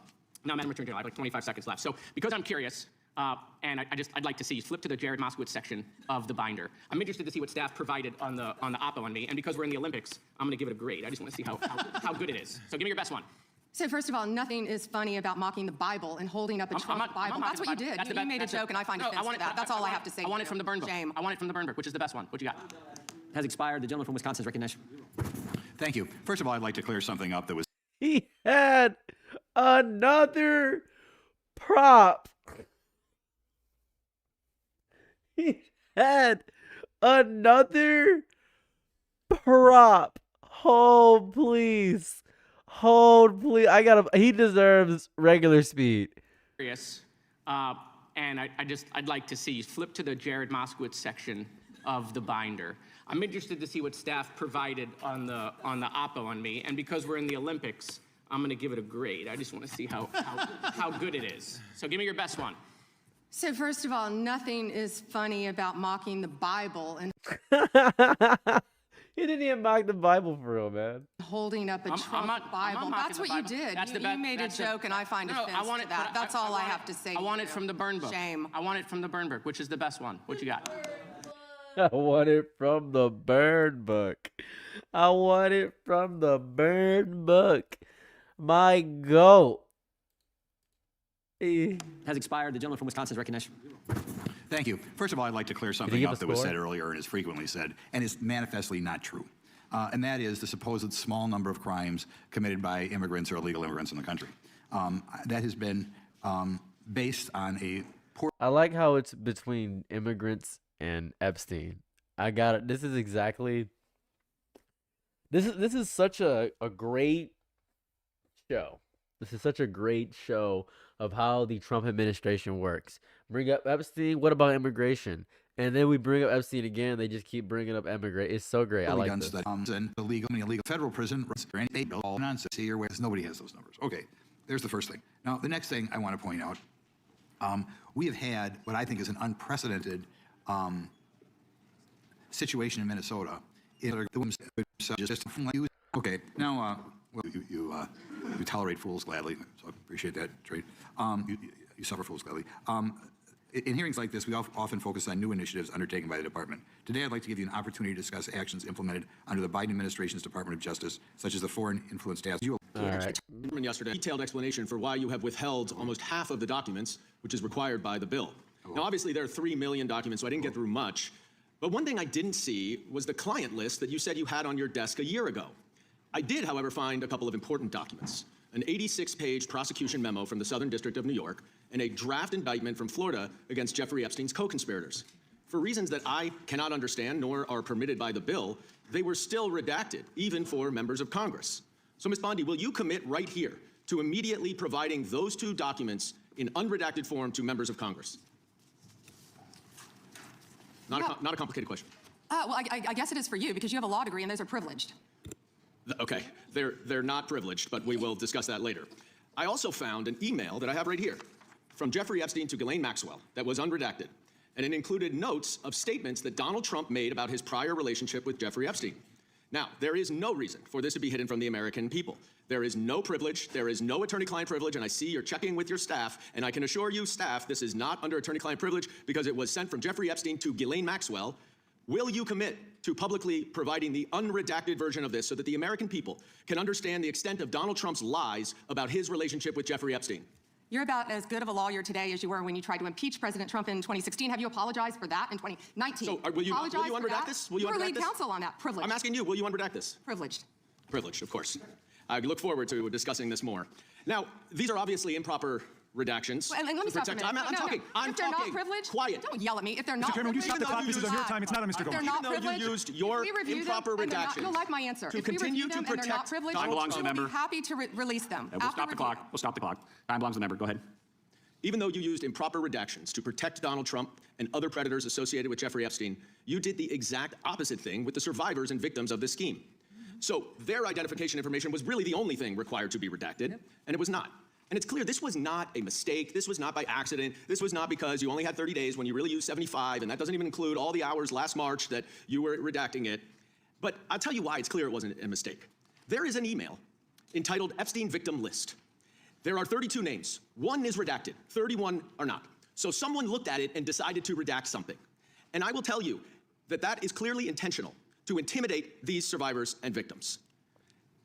Now, in an interview last week... How will you tell me that's intentional? In an interview last week, Deputy Attorney General Todd Blanche You can't go off script. said that any victim that wants to speak with the department has done so, hopefully. Well, thanks to the incredibly brave people sitting here behind you, we can actually ask them if that's true. Now, with the survivors and victims who are here, please stand up one more time. Just by show of hands, how many of you or your loved ones actually have met with the Department of Justice and provided testimony and evidence? None. And of those of you who have not met, which is everyone, how many of you have reached out either individually or through a lawyer or representative to offer to provide testimony and evidence? All of them. And of those of you, all of you, who have reached out, how many of you were denied or ignored by the Department of Justice? All of them. And despite the shameful and despicable efforts by Ms. Bondi and her department to intimidate you, how many of you are still willing to speak to the Department of Justice? All of them. Well, Ms. Bondi, it looks like you have some more witnesses to Gentleman's talk time to, expired. and I yield back. We will go to the good gentleman from North Carolina, Congressman Knott. May I have a moment, Congressman? Yes, ma'am. Thank you. Here we go. Here's the photograph. This is why he wanted to repeat everything that had been said previously on Epstein. This is his state, New York. You probably don't even know who this is. Wahid Mohammed from Afghanistan. That's because I'm no longer a prosecutor. Convicted of assault. Wow, he represents New York. Wow, yet he doesn't care about the illegal aliens convicted of crime. This is so interesting because it's like that's not a defense, right? It's not a defense to say, hey, guess what, guys? I know I'm talking about the Epstein stuff, but the reason they keep bringing it up is because all they care about is illegal immigrants. They don't even care about the illegal immigrants, do they? Yeah, there's predators, but look at these illegal immigrants. It's so this is insane. Assault and homicide. No longer a prosecutor, so he doesn't care about his constituents. Here we go. Arson. This doesn't work. We refuse to take part in immigration law. And when you add up, we're still much more of people. Please describe. A federal detainer is issued to local law enforcement who have been Americans that the efforts to would do that. These are some of the most violent criminals I think we've all seen. Yes. And just murder almost good. Can't see that. I believe so. And 78,500 kilos of meth and more than 260,000 kilos of cocaine. Unbelievable. That's lives saved every day for all of us, for Absolutely. families, for children. And then true or false, the Department of Justice under your leadership has a 92% success rate at the Supreme Court. We have seen in places like Minnesota that is removing billions of hard-earned tax dollars from this country. Absolutely, and President Trump is committed to doing that in every city in this country. Serious efforts to try to, and we were To the good lady from California, Congresswoman Kamala Dove.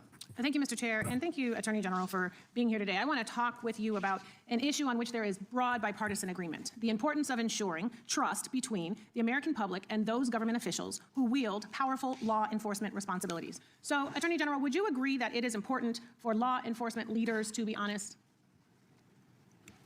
Of course, as well as members of Great, Congress. Thank you. And would you include yourself as a law enforcement leader?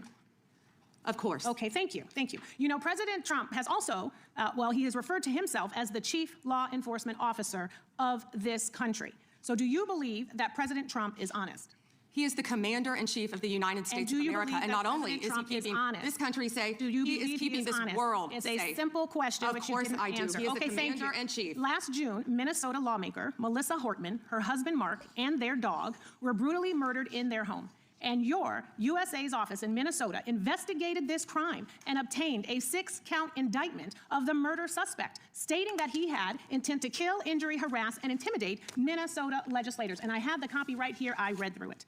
Yet a few weeks ago, President Trump suggested publicly that Minnesota Governor Tim Walz was behind these murders, posting on his Truth Social account a video raising this conspiracy theory. And it wasn't true. And you know it wasn't true, or else you would not have brought an indictment against the subject. Do you know what else Trump has said? He has said he has cut gas prices by 1,400%. False. That he won the 2020 election. Actually, gas is down to $1.99 a gallon, thanks to that he didn't know Epstein. Maybe $5 False. in That California. It's my time, Mr. Chair. That he sent water to LA during the wildfires. False. That Governor Westmore of Maryland called him the greatest president of his lifetime. False. So many tales, too many to keep up. But I want to go back to what he said about Tim Walz. Do you agree that President Trump undermined public trust in law enforcement by suggesting that Governor Walz was involved in the Hortman murders? I am not familiar with that statement. Well, that is a disappointing response, and it is also why your office and Donald Trump have zero credibility, because I know, and you know, it was a right-wing extremist who murdered the Hortmans, and you and the president are being dishonest with the American people. Last fall, after the horrific shooting of Charlie Kirk, President Trump was asked if there were extremists on both the left and the right, and his exact words were, "I'll tell you something that's going to get me in trouble, but I couldn't care less. The radicals on the right oftentimes are radical because they don't want to see crime. The radicals on the left are the problem, and they're vicious, and they're horrible, and they're politically savvy." Do you agree with this statement? You're taking too long, Madam Attorney General. But you know the answer, because your own department has addressed the question. In 24, the DOJ's research arm issued a report on domestic terrorism, stating that the far number of far-right attacks continues to outpace all other types of terrorism and domestic violence extremists. The DOJ published the report, and after the president made those comments, the DOJ took the report down. And I sent you a letter asking you a simple question. Why did the Justice Department remove the data that shows right-wing extremists have killed more innocent people than left-wing extremists? Did you refer to immigration enforcement as domestic terrorism? You should answer my question. Yes. You're on my time, but you won't. And what I am asking you to do is put the report back. Restore the data. Her name's not Miss Garcia. It's Miss Camlager Dove is what her name is, by the way. You're reading the left name, which is Mr. Garcia. This is Miss Camlager Dove, if you're curious. Data. Stop scrubbing important data from your website. Stop taking down reports that you know the American people need to know about. There are violent, dangerous people out here with real threats, and the dishonesty from your agency comes from the covering up of these threats that could hurt American people and put our lives at rest. Do better. And with that, I yield back, Mr. The lady yields back. The gentleman from North Carolina is recognized. May I have one moment? You may. Her district includes Culver City, and she's not talking about any crime in her districts. Nothing about helping crime in her district. She's not even worth getting into the details. Well, thank you, Madam Attorney General, and we are grateful to have you here today. And let me just say that you've shown great perseverance today, and I think you're coming to the last lap here, those of us that are left. But I applaud your strength, and I applaud your resolve. Madam Attorney General, as a pastor for over 37 years now, I take serious issue with any attempts by agitators to disrupt church services or activities at houses of worship. And I just want to take a moment to clarify some things. I realize you can't talk about pending cases per se, but I do want to ask some very general questions for clarification. Does the DOJ consider unauthorized entry into a house of worship to be protected activity under the First Amendment when undertaken by a member of the press? Unauthorized with the intent of disrupting, yes. Okay. Even if it's a blogger like Don Lemon. Correct. How does the DOJ distinguish between news-gathering activity and expressive or protest conduct when a press defense is asserted? Congressman, I met with the pastor of that church, and what happens to get she's blocked. Available answer, right or wrong, of answering questions, but instead I'm going to ask some very basic. Oh, this is going to get crazy. I can feel this. Yeah, I can feel this. This is what she's a black woman. This is going to be the most heated of all time. I can tell by the fact that she has the best hair out of everybody that we've seen so far. She probably also looks the youngest. Oh, this is going to be bad. Questions really quickly of my colleague, Becca Ballant, if she will answer right or wrong, raping children. Wrong. Right or wrong, killing random citizens.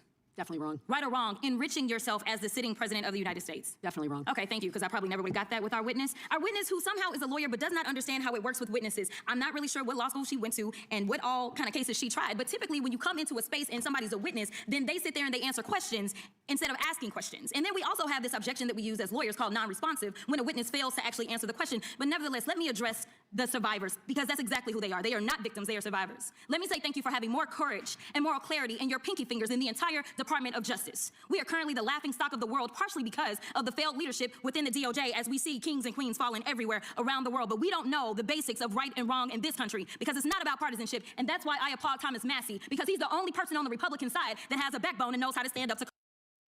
Holy Shit. That's crazy.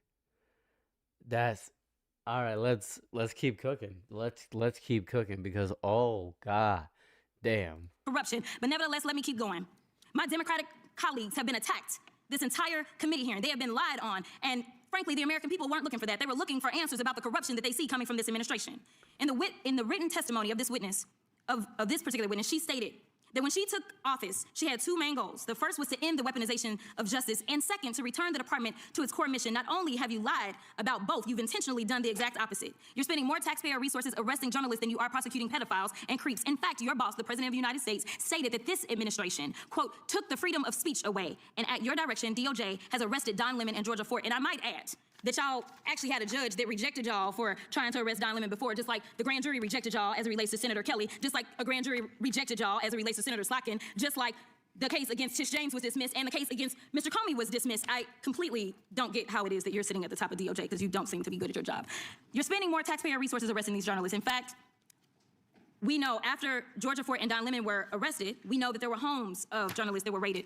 We know that threatened prosecution against students protesting your actions and forced tech companies to remove apps used to track ISIS activities. But let's circle back to you protecting pedophiles and creeps, because I want to talk about the president and his possible involvement with Jeffrey Epstein. Now, I don't know what the president might have done with Jeffrey Epstein, but unlike this administration, I believe that facts matter, so let's talk about the facts. Fact number one, Donald Trump is one of the most named people in the Epstein files. At least 5,000 files contains more than 38,000 references to Trump, his wife, or Mar-a-Lago. Fact number two, Jeffrey Epstein and Ghislaine Maxwell made young girls available to Trump on multiple occasions. For example, according to this file, Ghislaine Maxwell presented a young girl to President Trump who spent more than 20 minutes apparently flirting with her. Here's another example. This shows notes from FBI investigators that describe Jeffrey Epstein transporting a victim to Mar-a-Lago to meet with President Trump, where he bragged to Trump that, quote, this is a good one. Now, I'm not saying that the president is a pedophile, but there is a lot of evidence in these files that suggests that he's very close friends with a lot of men who are pedophiles. What's crazy about all of this is just that this is a big cover-up. And this administration is engaged in it. In fact, this administration is complicit. But there are numerous others, like how the DOJ is attempting to obstruct justice in the investigation of the rogue agents who have murdered American citizens, or how the DOJ seized voter data from Fulton County in an attempt to steal the 2026 midterm elections, or how federal agents have Tom Homan on tape accepting a bribe and your agency killed the investigation, or how your agency is ready to give the president a $230 million payday, which is unconstitutional. The Constitution is clear. The president shall not receive any payment except his salary while in office. The fact of the matter is that you will be remembered as one of the worst attorney generals in history, an attorney general who has prioritized obstruction over justice, corruption over the law, fealty to the president over loyalty to the Constitution. And Mr. Chairman, I will yield. Gentleman yields. Gentleman from Missouri is recognized. Excuse me, gentleman from Kansas, the Attorney General, former Attorney General, Mr. Schmidt is recognized. Holy crap. That was insane. That's crazy. That was insane. That was crazy. That was crazy. That was insane. That was crazy. That was wild. All right, what does Scam Bondi got to say? Thank you, Mr. Chairman, and General Bondi, thanks for being here. Did you have anything you wanted to say before we talk? I do. Thank you, Congressman. Thank you, my friend, for many years. I find it interesting that she didn't even want to try, Congresswoman Crockett, to ask any questions, because she certainly did not condemn her leader, Hakeem Jeffries, for taking money from Jeffrey Epstein after Epstein was convicted. And I will be brief to give you your time, Congressman. This is what she didn't want to talk about. Texas, from Cuba, convicted, homicide, arson, weapon offense. Convicted. So what are we talking about? Convict some of these perpetrators that rape these women that are sitting behind you. Time belongs to the gentleman to even acknowledge they are here. Time belongs to the gentleman from Kansas. Mr. Chairman, could I have a few seconds back to make up for the yelling? Thank you. General, did you have anything further to say? Texas, convicted of homicide, Cecil Joseph from Dominican Republic. Texas, convicted for kidnapping, rape, Khalid Khan from state. Today, I think it's sad. I ran for Congress because I thought we had serious problems in this country we wanted to try to fix together, and this performance today, not yours, General, but some of my colleagues, has not shored up my confidence that... It's just like, you know rapists, I know rapists, you know rapists, I know rapists. It's weird. It's a strange back and forth. It's really stupid, isn't it? What is this? It's his kangaroo court. What is this place? Kangaroo court. We are up to the task. You and I served together for 8 years when you were Attorney General of Florida, and I in Kansas. You served professionally. I'm glad to be able to serve with you in these new roles, and I'm glad you're there, both generally and today. Part of the reason I ran for Congress is because in my former role, I saw in the real world, in my state, the consequences of failed U.S. immigration and border security policy. And I'll spare you the lengthy recitation, but let me give you the short version. I sit here and think about a fellow who was running, I believe it was drugs for the cartels, and shot a police officer in Oklahoma, drove across the border into my state, kidnapped an old man, and I'm thinking about we're supposed to be here at all, who murdered, I think it was his wife or his domestic partner in an act of domestic violence in Northwest Kansas. I'm thinking about another guy who was here and joined up with some folks who were citizens and committed force.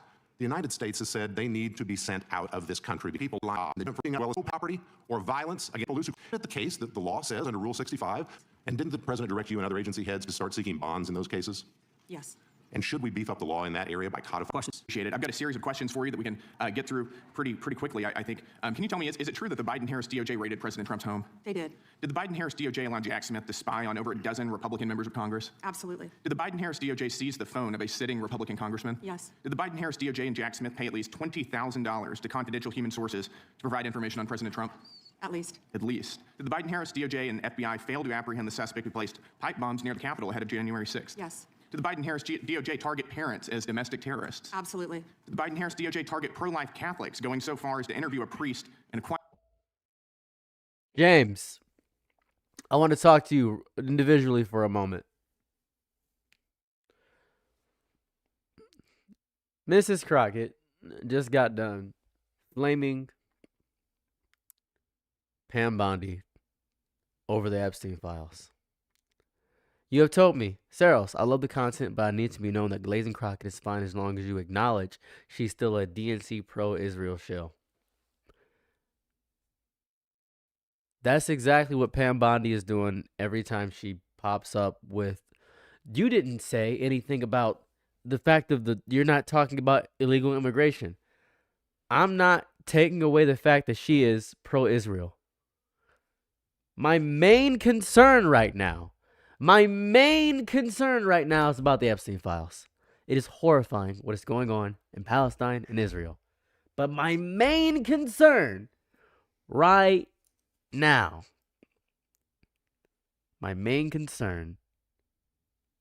is the Epstein files. If you want to bring up that she's bad in other ways, that's great. That's fine. That's fantastic.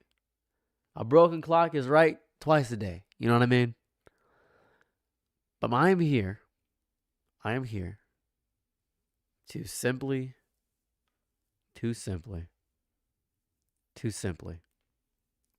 talk about the Epstein files. Israel situation sucks. We all know that. I can't do much about it. But what I can do is talk about things that I actually can affect. I cannot put every bit of my energy into every single other thing. Right? It is horrifying and disgusting what's going on in the Congo right now. That sucks too. It sucks and it's horrifying what is going on in France right now. That sucks too. Terrifying what's going on in many other places. Yes, you have the Duolingo notification. It is horrifying. And it sucks. And a lot of people didn't vote Kamala because she supported Israel. But look where we're at now with Trump, who also supports Israel. This is important. Ukraine too, tons of countries. But I'm going to focus my energy right now on Epstein. That's what I want to do. I can acknowledge all the bad things on earth. It's horrifying. And I know her allegiances are skewed, but she is focusing on the same issue as me. The enemy of my enemy is my friend. Right? Are you against comfort? Like having shirts on, buddy. Sorry about that. Appreciate you, though. I appreciate you for bringing it up. I'm happy you care about, Israel or care about Palestine. It's horrifying what's going on there. And that flaming gigapose easy. I voted Harris too. Right now, though, I cannot choose as once. Like, that's fine, bro. I agree. Now then, get back to this. Director. Yes. Did the Biden-Harris DOJ send FBI SWAT teams to arrest pro-life advocates with no criminal histories? Yes. Did the Biden-Harris DOJ use the FACE Act to target pro-life advocates while it allowed anti-life agitators They probably did. I'm sure they did. Yes. They sucked. Unbelievable. Turning more. And that's thanks to the incredible men and women of law enforcement, FBI, DEA, ATF, everyone working together to solve violent crime, along with our sheriffs, our local law enforcement, working as a team throughout this country, and our great... That's amazing. I think you're on parents that Mr. Garland had issued. We'll talk about, Mr. Gill pointed out with the crime stats that went down. So our last question of the day, not the least, The gentleman, well, I'm sorry, we're going to have two more. We got Mr. Onder and then Mr. Baumgartner. So Mr. Baumgartner, well, let's go that way since you're General Bondi, you know, being a freshman on this committee, you always get a bit surprised, I guess, even this, 1 year into my term here, how theatrical days like this can be. Okay, I feel like they're not going to talk about anything else. This is very interesting. Very interesting. This has been very, very interesting. A lot of highlights there. It's been strange. It's been odd overall. It's been disgusting. I don't know when she's gonna pop up and do it again. No clue. But that's gonna be the stream for tonight. I'll be back tomorrow to talk about more stuff. So yeah. You seem like a smart couple. I love it. She is perfect. Guys, thank you guys so much for checking out my content. Appreciate you. Have a lovely day or night wherever you're at. I'm out. Peace. Bye.